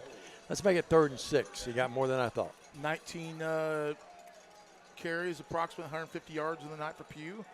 3rd down and 6. Another big 3rd down. Stan, how many times have we had these big 3rd and 4th down plays? TCA's Third. trying to get people off the field. 3rd and a long 5. They're really hustling to get off there, and they do just that. Last guy off is the big guy, Kendall Moyle. All 305 pounds of him. And TCA just jumped off sides. Oh, my goodness. It's going to remain 3rd down. Now it's going to be 3rd and a yard. Stan, Yep. mistakes Yeah. by both teams tonight. We've come out in the first quarter making mistakes. We come out in the second half making mistakes. He's played a big part of this game on both sides. Yep. 4:44, clock arrested. 3rd down and about a yard. Well, that's first No, down. it's 1st down. I thought it was 6, but they only needed 5, so it's 1st down the cheap way. We've done that, 2 or 3 times tonight, Stan jumping off. Yep. 1st down and 10, the ball at the 42. Clock running again, 4:35 in the 3rd. Lightning delay was about 30 minutes. In motion will be Reed Finney, one of their best receivers. Actually, they take him over and park him near the USJ bench. There was more lightning to my left. Hush. Here's the handoff to Pugh. Pugh, big hole, midfield. 9. And dives his way into TCA territory at the 49. 2nd and a yard. I'm hoping that was just a reflection off the scoreboard I saw through this window. It was. Good. Pugh again. Why not? Got another 1st down to the TCA 45. 5 more. He's racking up 5 yards a pop. He's up to 164 yards. He's been a workhorse, Stan. They seem like they always have that one back that just kills you, didn't it? Mm-hmm. And credit their offensive line. They've had some good efforts up front. Big number 71. He's a horse out there. That's Noah Britt. In the pistol, the running back right behind Creech. Creech hands it off, and that's Davenport. Makes a guy miss, but then coming out of nowhere, Atwood. Miller diverted him. Miller didn't get the stop, but he turned him, and then Atwood finished him off after no gain. 2nd down and 10 from the TCA 44. Holding my number 10 there, they didn't catch. He looked like he was doing a formal dance with Joe Cole there. 2nd down and 10. It was one of these things, Dave. Little dipsy-do swing around, huh?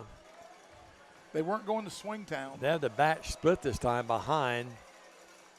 Now they put in motion, and that's just a decoy as they go to Pugh.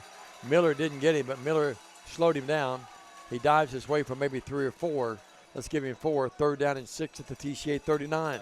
Look at the push that the USJ line's getting. They blew us 3 yards off the ball in that play. Boy, Miller just a tough cookie, isn't he? Yeah. Man, all-time leading tackler here. You think he and Goldsmith, you said, the two best linebackers of all time here? Oh, no question. 3rd down and 6. 2:30 left. I'll take your word for it, and I totally agree with you on that. Good call. There's been some other great ones, but those two stand out more than I think any I can remember off the top of my head. No disrespect to any of the rest of you. High snap. They go out here in the flat, and that's going to be incomplete. And Creech threw not a bullet that time. It dived on him, and Luke Brown, the intended receiver, tried to come back and get it, but it was right at his, hit about 3 yards in front of him. So it's 4th down now and 6 at the TCA. Yeah, it's a good thing that 40. he probably dropped that because he was going to lose yards in the play. 39-yard line, actually. He'd have lost about 3 or 4 yards, wouldn't he? Yep. It's 4th and big a play short here. 6 at the 39-yard line. TCA trying to hold. Here we go again with another huge play for TCA to make something happen defensively and turn this momentum back around. The crowd anxiously watching this thing. Now most people have come back on the home side here. Snap to Creech. Creech looks over the middle, and it's going to be incomplete. It's picked off. Or was it complete? That ball was caught. My goodness, what a I catch. saw something bouncing down the field. I did too. I thought Creech actually had the football stand. See it again here. Look, Creech is the guy that comes out there with it. Well, how did he get the ball? I'm not sure. Can we see that again? Here it is. Here's Creech. Oh, the ball was knocked out of there. And he picks it up. That ball was hit back there when he's in the backfield. Here's the handoff to Pugh. Pugh makes a couple of guys miss. He scampers his way to the 20 before he's upended. Strange looking play, Stan. So we get what would have been a 4th down play, and they get another lucky 1st down. It looked like that ball was tipped around and he caught his own when it got away from him. The camera didn't show it. I saw it deflect off his hand, and he just came up with it and ran with it. Big play. Great presence of mind by Creech. 2nd down and 7. Or make it 8 at the TCA 20. Creech directing traffic. I'm afraid that could end up being the play of the game. It could be. What a turn of events. A really weird-looking play, and USJ got a break. I swore the ball was incomplete about the 10. But good teams take breaks and make things happen. Pugh trying to turn the corner. Hit. Got it. But he gets the 1st down. Great effort by TCA. The Lions on defense. You see it here on the replay. Get a hand on him back there. Well, we're not getting any penetration whatsoever except for the linebackers blitzing through. There's Reed Williamson, and then Joyce, who's been Johnny on the spotlight tonight, finally gets him. That quietens the TCA crowd, who had some momentum thinking they might get a stop. Down to 38 seconds in the 3rd after a 30-minute lightning delay. The Lions trying to hold on here. Have a stop here. Stop or make him at least attempt a field goal. 1st and 10. Hand off Pugh. Pugh got to be up near 200 yards in a few plays, and he crunches his way inside the 10. He gets about 5 yards, Stan. It's 2nd down and 5. 6. It's at the 6. They can get a 1st down at the 1. Actually, about 2nd and 4, isn't it? 175 on 23 carries unofficially. They'll give it to him again. Yep, he's got it again. And he's hit Joe for a Cole. loss back at about the 8-yard line. Joe Cole, great play. That ends your 3rd quarter on a positive note for TCA. When we come back, it'll be 3rd down and about 5 from the 6. They got to get to the 1. They can get a 1st down without scoring, and the Bruins go to their sidelines across the way, leading 17-14.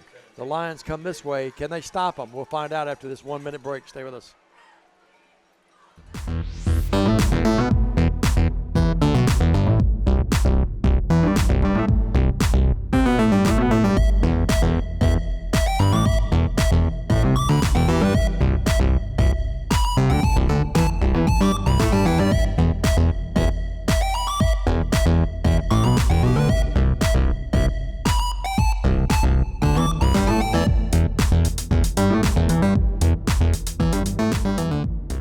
The efficiency of any irrigation system depends on the quality of the well. In western Kentucky, Tennessee, and southern Illinois, this can be a problem because the water is deeper in these areas than it is on the west side of the Mississippi River. To be effective in installing these deeper wells, Mid-Valley Irrigation has invested in a test well rig for deep wells. The test well is invaluable in telling the driller where the screen should be placed, how deep the water is, and what screen and gravel pack should be used. A test well is relatively inexpensive and can give us a lot of information about water on your farm. Take the guesswork out of deep well drilling and call us today. We're back. Teresa Whitehead and John, great friends of ours. I think they've watched every game or almost every game since we first started doing these games years and years ago. Stan, what, about 19 years ago, I guess, for me. And Well, let's see. you're up there at about what? So this is your 20th year, my Yep. 17th. I bet they haven't missed many games in all those years. We had a lot of other folks watching tonight. Adam Welch is watching the game. Hey, Adam, where are we going to be in your press box next week? Adam is going to be our clock operator and scoreboard operator at Bethel football again this year. Adam Welch. Adam Welch and Barry Capps. They do a great job for me up there. You couldn't get you couldn't get Kent Jones to come out of retirement? Kent is in retirement. I like Kent. Today would have been his late wife's birthday today. Happy birthday in heaven to her. Kent was a customer of mine when I sold coffee and tea. Beautiful lady. And Kent, distinctive call all the years doing Huntington. He would say, I have the ball at the 12-yard line. And now USJ's been called for an infraction. It does move it back to the 12, ironically. And I'm Kent Jones, and you're not. And he went to Vanderbilt, he would always tell you. So back to the 12, almost 13-yard line. It's third down now, Stan. That changes sort of the complexity of this thing, but USJ's had the ability tonight to come up with big plays on third downs, haven't they? Where they got to get the ball to, I'm not just inside the 5, about the 4. I have to get it right at about the 2 or 3 yard line, isn't it? That's at the 4. It's got to be the 4 because it's Yeah, you're right. 10. You're right. Third down and 10. Pugh to the right of Creech. Creech has done a good job running the show tonight. Sends triples here to the near side. Looks right, though. Throws a bullet, and that ball is incomplete. And a great play there. Atwood on the coverage. By Atwood. So they come up with a fourth down now. Well, what are you going to do, Dave? Well, it's at the 13. They're bringing on They'll the move field it goal back to the 20 to be a 30-yard attempt. Remember, he hit He a barely 29-yard. hit the crossbar. He got inside just the crossbar. Remember that? Or the left pole? Wind is crossways moving east to west. It's died down a little bit compared to where it was. They've taken the flags down. Yeah, so. it's going from left to right as you're looking at the scoreboard. This will be a 30-yard right down the gut attempt. A minute or 11:55 left, I should say, in the game. Snap is forthcoming. Snap is back. Ball down. Kick up. That kick is up, and it is no good. Whoa! Oh, it's good. It snuck through there. Excuse me. Oh. I thought the official was going to wave it off, but again, Stan, he barely creaks it inside that left hole. Well, USJ takes a 20-14 lead, but it remains just a one-possession game. We'll be back after this. Stay with us. Hello, I'm Chad P. Wilson with Foundation Bank, a family-owned community bank here in West Tennessee. Your checking account should be more than just a place to store your money. Our foundation benefits with high-interest checking account, pays you interest, but also includes identity theft monitoring, cell phone protection, and roadside assistance. Start a financial conversation with us today by visiting our website, foundationbank.org, or call us on the number on your screen. In the meantime, God bless you. Terms and conditions apply. Foundation Bank is a member FDIC and an equal housing lender. The late Tom Petty rocking the Lion's Lair, running down a dream. It's been 11 years since we had the dream of defeating TCA and Diamond Dave. With 12 minutes to go, and we're down by 6. We're in a position to win this game. And that's what you want going into the fourth quarter. No doubt about it. Be in position. 20-14. Atwood's had a big touchdown pass, 67 yards to Lake Helton. He had a 77-yard run in the first half. That's the 2 scores. USJ's kicked a couple field goals, and right now that's the difference of the game, 20-14. And a touchback. He kicked that ball about 80 by yards. Drew Davis. Well, TCA will have it first and 10 their own 20, 80 yards away from taking or tying the game to try to take the lead. See Brandon Shields down there on the sidelines. 20-14. Lions in position to maybe upset them. That's 2 weeks in a row he's been here. Yeah, yes. I heard him say this morning. He does that show with Steve Heyman and Victor Bob Parkins up in Milan every week. They have a great show up there around 8 o'clock. They do a pick-em show. Victor's still kicking around. Yeah, Victor, yeah, he's still there. They do a good job. Oh, yeah. Shields is actually leading that competition 4-2 after 2 weeks. Parkins has been around Milan forever. Still looks pretty young, though. Here is running out of the pocket. Looky. Atwood, 25-30. Atwood, 35. Oh, nice Atwood juke. all the way up to the 38-yard line. Let's see that again. He had 18-yard juke right at the pickup. 30. He had juke at the 30 that got him free. 18 yards in this pickup. Makes a guy miss. Makes another guy miss. Makes another guy miss. 31, correct me. Yep. And he picks up 18 yards, 1st and 10. 38-yard line, 11:30, clock running. TCA down 20-14. 3 rushes. Moving the football. 3 rushes, 100 yards unofficially. 77 on one gallop, wasn't it? Yep. He gives it to Miller this time. Miller's hit, but he plunges forward. Gets about gonna, 5. Yeah, he's going to pick up a 4.5 on the play, maybe.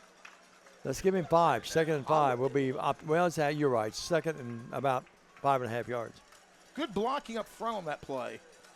Where Miller runs, he just tough. He was following 53. If he had just he broke in left. If he had broke right, he had day and light.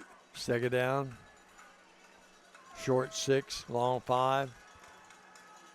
Atwood running the option. Now he's going to toss it, and it's going to be complete. Oh, my. In front of the USJ bench. And catching that football, is that Lake Helton again? Well, let's see. He started out in motion there. No, it's incomplete. Couldn't hold on. Tough angle for us up here to see that. Well, Threw it behind him just a little bit. He joggle a little bit, or juggle he was in this throwing case. across his body on that one, Yep. too. So it's 3rd down now. Clock arrested, 10:41, 4th quarter. TCA down 17, or make it 20-14. Got to convert here. Got to convert. 3rd and almost 6. Atwood in the pocket. Wants to run out of there, and they're waiting on him this time and drop him for about a yard loss. Yeah. Went to the well that time, and USJ was waiting on him. 4th down. TCA, let's see if they punt it. Yep, punt team comes out. You almost have to punt it here. Yeah, you have to. Yeah. Ask your defense to hold one more time. If it was a couple of yards, you might consider 2 or 3 yards. You go for it, but in this case, you got to punt it. 4th and Well, remember, 6. they ran a fake punt and got a 1st down off of it in the first half. TCA will bring out Greg Remember, Carter. that was going down towards that end. Remember, Carter's a quarterback as well. And he's got a strong arm. USJ drops one guy back around there on 30. Clock running, 9:50 left. Carter hesitated briefly and then punches out of there, and it goes out of bounds across the way. Not a lot of distance to that. And the ball is out of bounds around the 35-yard line. 1st and 10 USJ. They lead the game 20-14. Stand their chance to put the game away. TCA has to come up with a stop and, or even better yet, a turnover. Would love to see a turnover here. Remember, they started off the game with a turnover. Yeah, on the Gabe Lee interception. They tried to go for the knockout punch on play number 1. Well, not many boxers could do that back in the day, but USJ wasn't able to do it here. But the defensive guy stands strong here. Creech in the shotgun with Pugh back to his left a little bit. Gotta get a little pressure on him. Yep. Man in motion is the tight end coming this way. They give it to Pugh. Pugh trying to go outside and does, but not much. Maybe a yard or 2 at best. That's it. Maybe 2 yards. Yeah, barely 2 yards. 41-yard line. 2nd and 8. Actually got more than I thought he did. Yeah, he gets almost 3. Let's call it 2nd and 7.5. He got a favorable spot. Clock running with 9:30 left here. Big crowd thinned out with a lightning delay at 8:40 with 5:49 left in the 3rd. I'd say half of the USJ crowd left. Yeah, some Close of them to have it. come back. Well, they're watching us in their car. Many have left. Creech hands it off to Pugh. Pugh looking for running room. Nothing. much. Nothing 2 much more. at all. Maybe a yard or 2, and that's it. Here's the replay, and you see TCA's defense really strong that time. We got a little bit of penetration. Joyce makes another stop. How many times has Clint Reed called his name and us too tonight? He's a bunch. The Lions need another stop here. 3rd down at about 6. 8:38 clock running. It becomes a factor now. TCA trailing 20-14. Here they go. Big, huge, big play. They put the tight end in motion. They look that way. They throw it at him. He caught it, and he's hit immediately. He dropped the ball. Yep. Big play there. I think Jake Payne heard footsteps, and he dropped the ball, and USJ now has They're gonna have to punt it. And a big defensive stop, a much-needed stop for the TCA line defense. But I'm telling you, Dave, stay awake defensively up front. They've done it once tonight. They could do it again. Yep.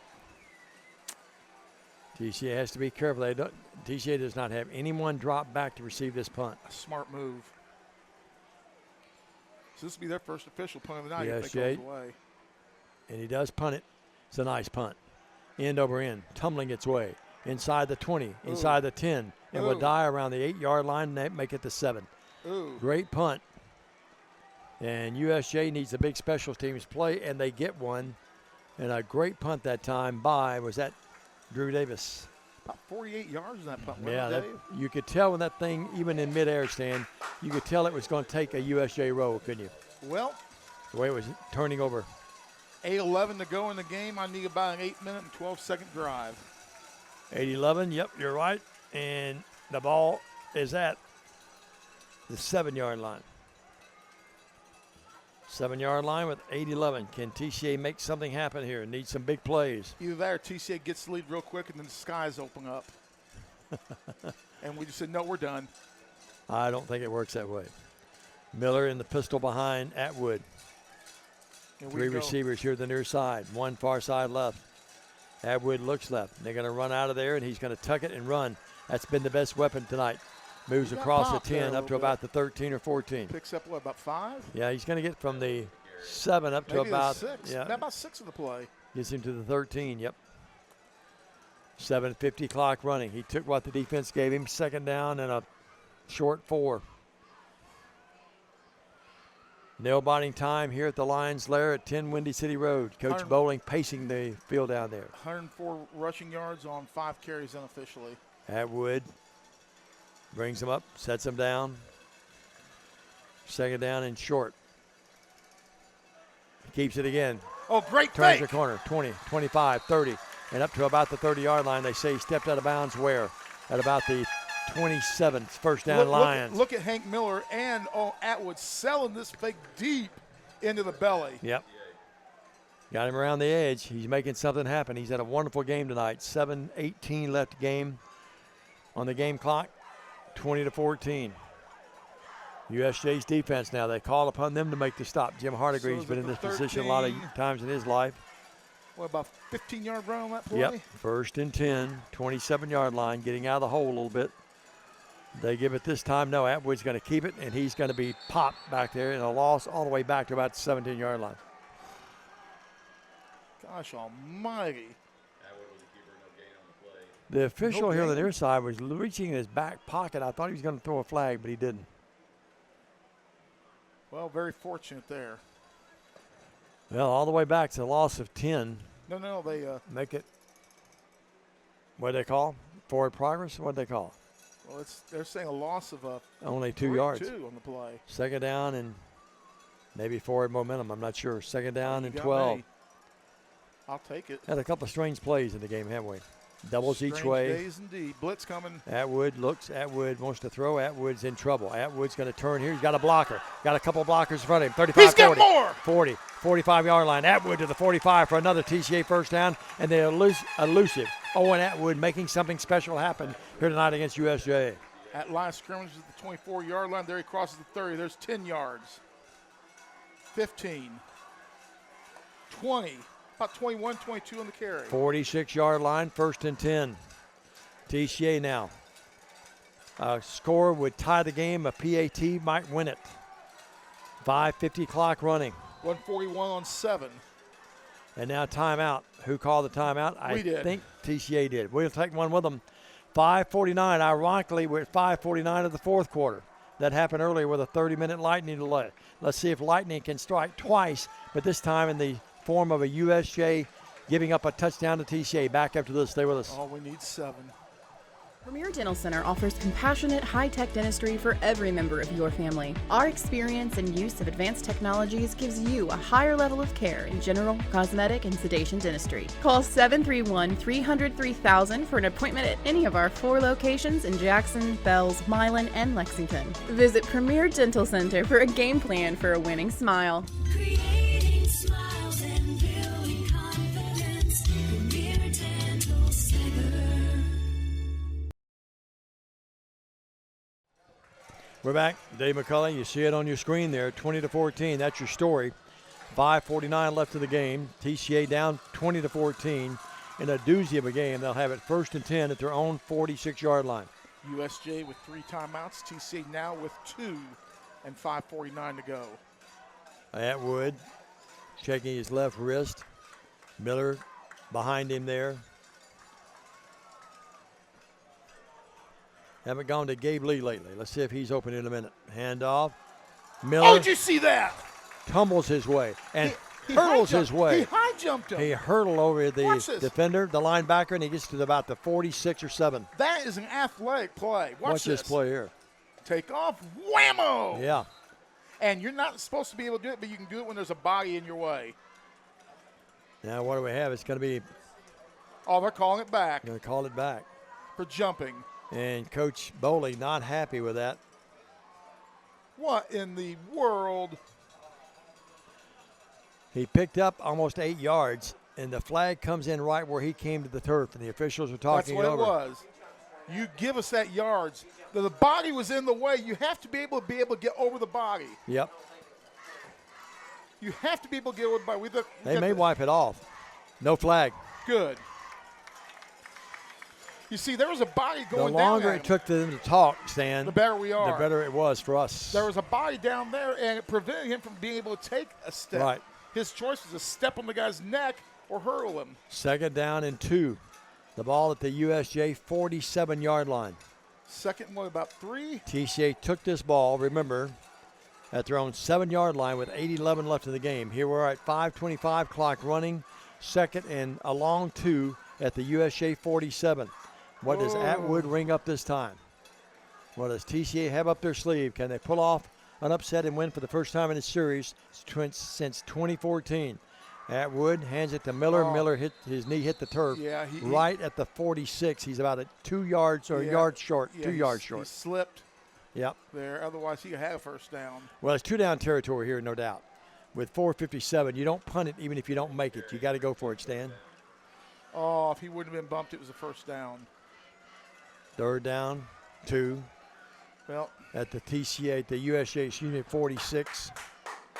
Crowd anxiously and nervously watching this one on both sides. Lions have it. And Oh, that Atwood didn't- tried to keep it, and he is hit. still and going. They Oh, blew they the blew it whistle. dead. Blew the whistle dead at about the 49. Why? He lost 3. Let's see this again.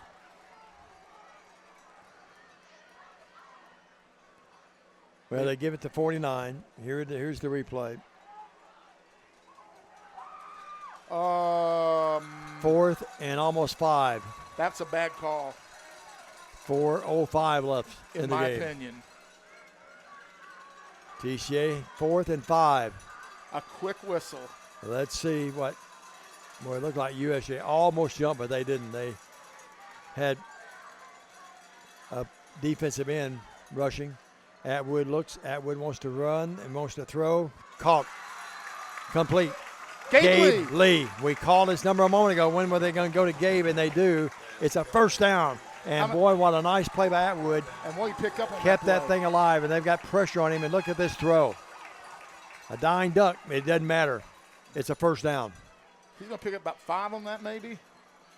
Picked up with the ball was at the 49, so he picks up it's down to the 42, so he picked up 7. 1st and 10. Is that his first catch of the night? It is, yes. Atwood in that pocket. Atwood running out of there. Atwood wants to run, and now we got holding in the backfield on TCA. They might decline this. Yeah, because they lost.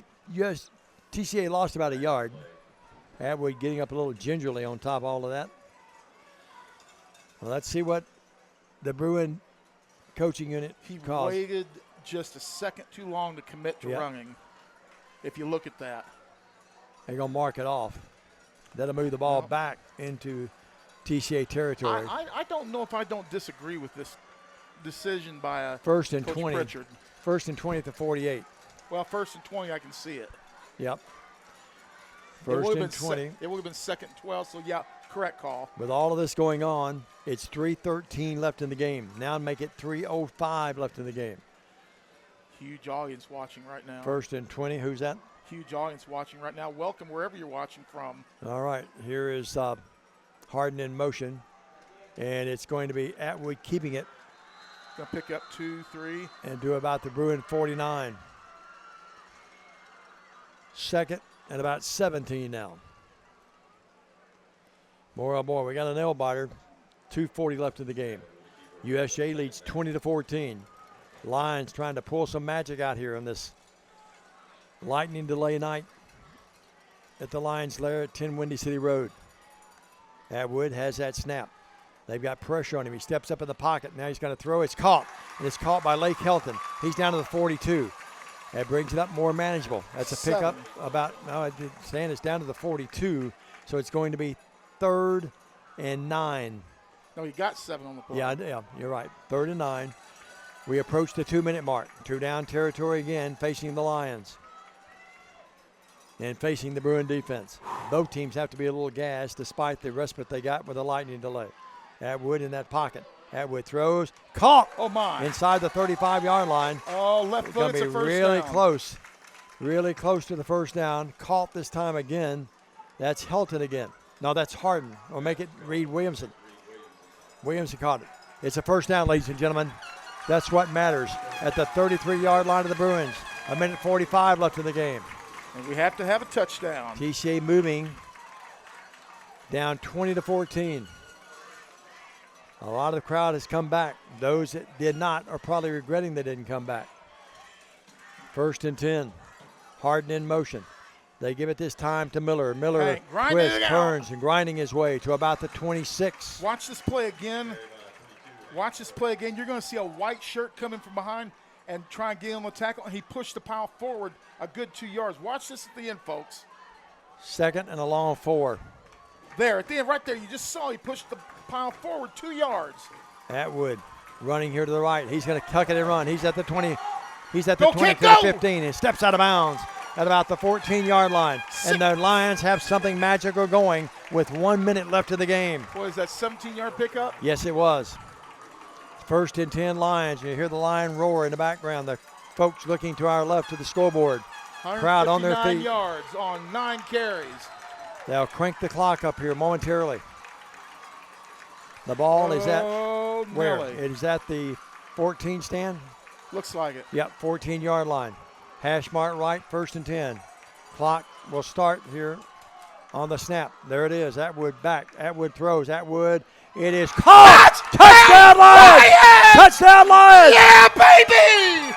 Touchdown Lions with 55 seconds left. Now the PAT, all important, to put TCA up by a point. Did I hurt you? No, you didn't. Just trying to not both of us scream at the same time. Who caught that? Do you have that replay? Please. It is caught by Gabe Lee. And that was, 14 yards? And the Lee family to my right celebrating. Well, I talked to Grandma and Granddad, and they said, boy, we wish they'd throw it to Gabe more. And I said, I came back, and I he said, wasn't. I said, maybe that's a secret weapon. We've kept it in the skies. 55.1 seconds left.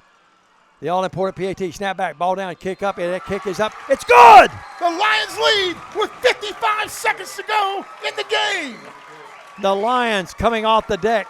Hey, Dave, what do you say we keep it here? Let's keep it here. Let's do that, The baby. PAT by Carter split the uprights. Gabe Lee from 1-0 Atwood. And the Lions lead the game 21-20 with 55 seconds left. And the Lions on the deck several times in this game have roared back, and they lead by 1. Remember this, Dave, always, and I mean always, blackjack beats 20. Not over yet. USJ has a lot of talent. But the Lions, Stan, there's about 3 times in this game that if you wanted to say and be a negative person, you could say, man, we're on the ropes, we're on the ropes, we're on the ropes. They've come off the ropes. Hey, Phil just went outside. Haven't beat USJ since 2014. A guy And that was right here, too. named the Dude. 55-14, 11 years ago. Kyle Aiken and the Lions. I This bet you crowd, he's watching somewhere. the TCA fans that left, hopefully they're watching because I'm telling you, you shouldn't have left. 21-20. Hayden Hogue goes, that's my shortstop. Chris Tippett, Jenny Clausing, Megan Chapman, Brad Anderson. They're all watching. Many, many others watching. A record audience tonight. Here's the kick by Carter. End over end. Going to be fielded at about the And dropped. It's dropped. And Get the Wild ball, get the scramble ball. for it. And coming up with it is USJ, and they'll be pinned at about the 34-yard line. 48 seconds left of the game. Well, The that was Bruins down by a point. That was Stan, they've got a field goal of 29 and a field goal of 30. I think that's just about, maybe you could add maybe 5 or 6 more yards to it, but that's what they'd have to have, a 35-yard plus to win the game, I think. And they barely made both of those field goals. Ball at the 34. Crowd chanting defense right around us. 48.9 seconds left. TCA leads the game 21-20. Kendall Boyle, find you a quarterback and eat him. Cassandra Thomas is watching. Find you a quarterback and Vinny have him for Hutcherson. breakfast. Look at the crowd watching. James Bond. Jennifer Bond. No, that's James Bond. James Bond, Tyler Garrett. That's the secret agent man. Hit one of the greatest shots in TCA basketball history at Adamsville one night. Well, we'll keep it here again, Philip. I know we're caught up on our commercial commitments. Let's remind you tonight's game being brought to you in part by Foundation Bank, H.C. Phillips & Son, City Lumber Company, Premier Dental Center, Mid-Valley Irrigation, Travis Vance with Farm Bureau, Jeremy Rasnick with Tennessee Drone Services. If you'd like to be a part of this excitement, you can be. Contact sports ads at mytcalines.com and stand 21-20, 48.9 seconds left. TCA sees USJ have the ball at their own 34, first and 10. Call Jay Cashin. You can call Dave McCullough. You can call myself. Send the email. Get a hold of somebody, but get a hold of them now, and let's bring them home, baby. Kevin Hansen hustling down there, the trainer, the great trainer here at TCA. What? He's just going down to get the water bucket, I think, or get something, maybe some tape or something for someone. We need to alert. We might need some heart medicine up here. We need to alert the PA guy and say, Coach, to the press box. 34-yard line, first and 10, USJ. Not over. They have some weapons, and they have Creech, who's really been a masterful performer tonight. James and they've got the great Pugh back there as well. James Bond, we need you a defensive back right now. Suit up, son. That's Bond, James Bond. Back, Creech wants to throw. He throws out here, and it's caught. And caught by Davenport. He dropped the ball. Second down. Good coverage by Joyce, who's got to be the defensive star of this game. And with some help that time to Stan. That help coming from Reed Williamson, who's had a good game. 42.2 seconds. Clock operator was a bit of our friend that time. 42.2. 21-20. That score came, folks. When did I write that down a moment ago? Oh, it don't matter. It was under a minute. 55 seconds, I think it was, wasn't it? Yep. 55 seconds. Thank you, Philip. Addison Coleman. Second. Addison was a fine player here. Great player. Yep. Second out and 10. USJ drops. Creech looking, throwing out here, and it's going to be dropped by Davenport. And there was Reed Williamson again. He's had a great game. Miller in the area, Atwood in the area, and who else in the area? Jeff Shepard's number 15, Joyce. Wow. Most people standing here on this side. USJ fans across the way, not quite as vocal, but they're still in it over there. 36.2 seconds. Third down and 10 at their own 34. Let's see if they try to sneak Pugh out of the backfield and get him out in the flat open stand. Yeah, that's what I would do. That's a good. You don't want. You can't run the ball too time consuming, but get him out of the backfield where he is a threat. Here he comes. He's going to run that swing pattern. They look right. It's all a decoy. Pressure. Now he's going to be. Creech is going to run out of there. Creech is going to be hit by Joyce and dropped. And there is Joe Cole there as well. And also there is others. And now it's 24.2 seconds left. Did you see how he's dropped after a short pickup up to the 36? Did you see how Joyce sit there and threw the dice at him? USJ calls another timeout, but we're not going to call one. We're going to keep it here. 24.2, 21-20. Been a while, 11 years since TCA's beat USJ. And the Lions coming off the deck here literally in this second half. Stan, a couple, 2 or 3 times you thought TCA might be in a little trouble in this game. Yeah. Never out of it, but might be in trouble and reeling a little bit, and yet here they are with a 1-point lead. Wasn't it Neil Young who had a song that said it's a long time coming? If TCA wins this thing, I don't normally go back and watch our broadcast because I'm my worst critic, but I might do it tonight or tomorrow. I think it was that Goff interview we did, too, during the lightning delay that helped us. I will say this. Kevin Harlan's got nothing on Dave McCulley. Well, you don't get out of Harlan County alive. A great song out of Kentucky, by the way. 4th and 2. This is the game. This is the game. TCA fans, are you ready to celebrate? It's not over yet. Got to be careful here. Creech drops. Creech has to get the first down first. He does, and it's caught by the tight end. And he caught it at about the 46. Nice throw. Nice catch by Jake Payne. Stops the clock with 17.5, and they're up to the 47-yard line. Yeah, they're on 47. Barely got that first Another down. timeout, USJ. We'll take one with them this time, a quick 30. 17.5. TCA leads 21-20. USJ has it. 1st and 10 at their own 47. We're back right after this. Stay with us. Believe in family. Believe in your fellow man. Believe in daddy-daughter dances, home-cooked meals, and bedtime stories. Believe in honesty and an honest day's work. Believe that love and faith make the world a better place. We do, because we believe in you. We're Farm Bureau Insurance, and we don't just believe in Tennessee.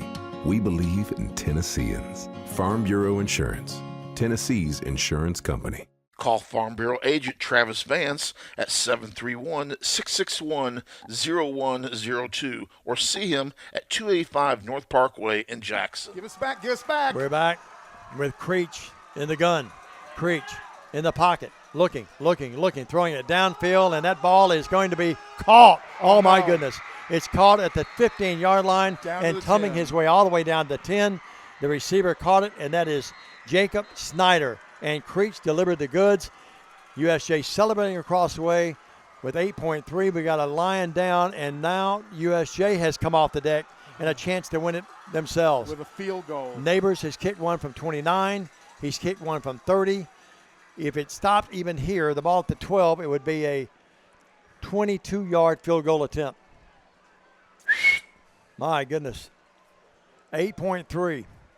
Stan, he got wide open over the middle, too. Yeah. Wide open. This guy's got to sit down, the white hat, white hair. Well, 8.3. And USJ now a chance to pull one out of the fire, literally, and break the hearts of the Lions and their faithful. My goodness. What yard line are we on? They're at the 12. It'd be a 22-yard attempt if they had to do it. Well, let's see. It'd be, no, it would not be. It would be a 29-yard attempt.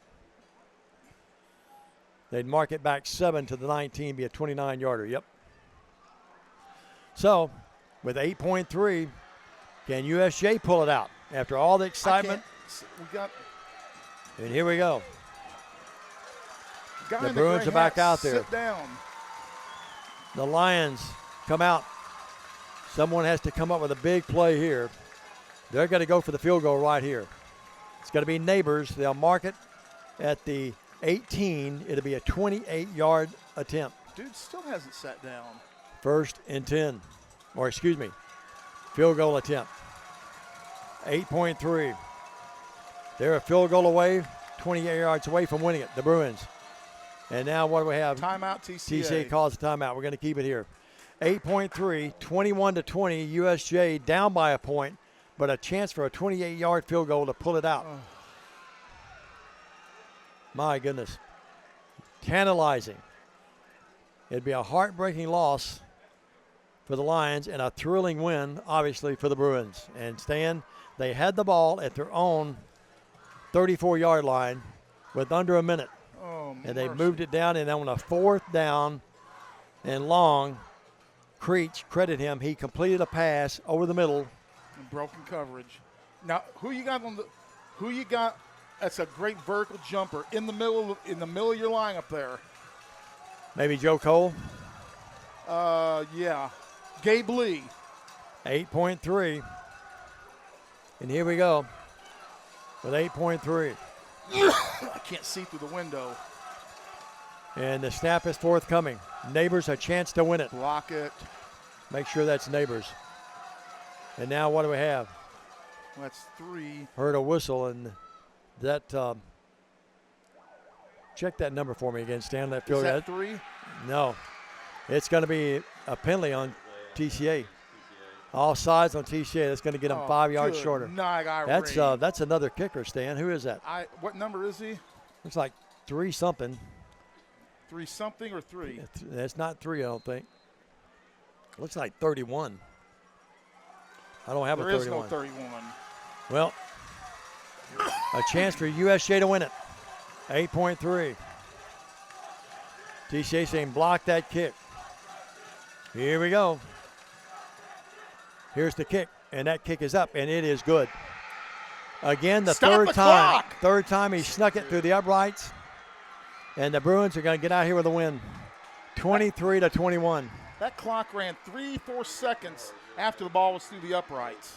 The Bruins It are ain't going over to pull yet. this thing out with 2.8. Can we see the replay again? Do we have that replay on the kick again? It snuck through the left upright again. And a heartbreaking loss for TCA and a thrilling win Well, for the Bruins. We should have more than 2.8 seconds, but the clock ran for a few seconds longer.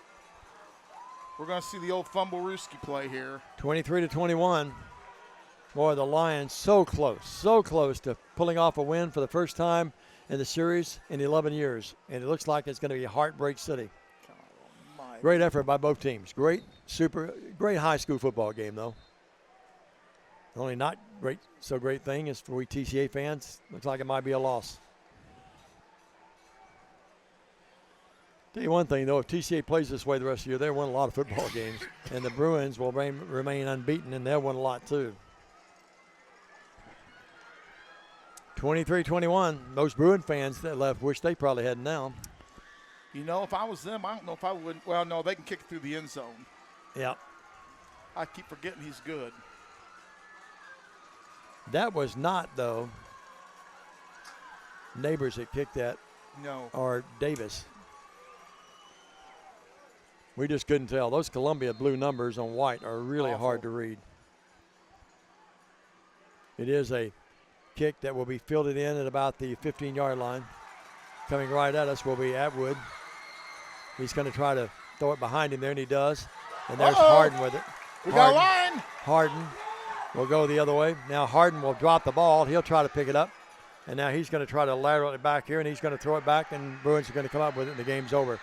The Bruins win it 23-21. We'll take a 2-minute break and be back with a short post game. This is TCA Football.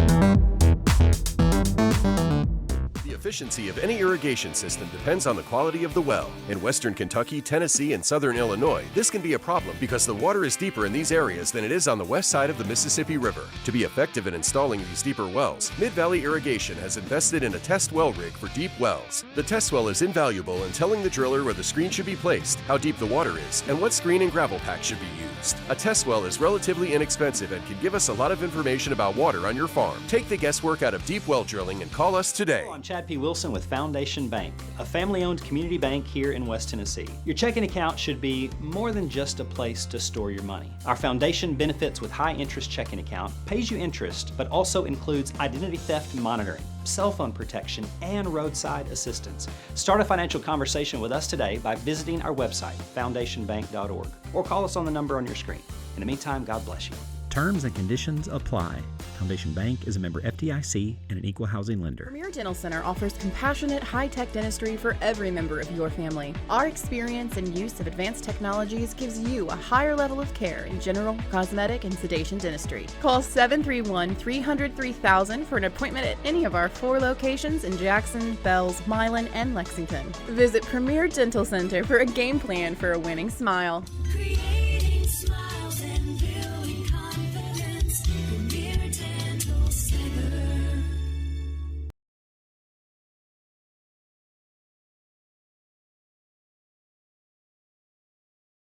The Bruins win it. Give them credit.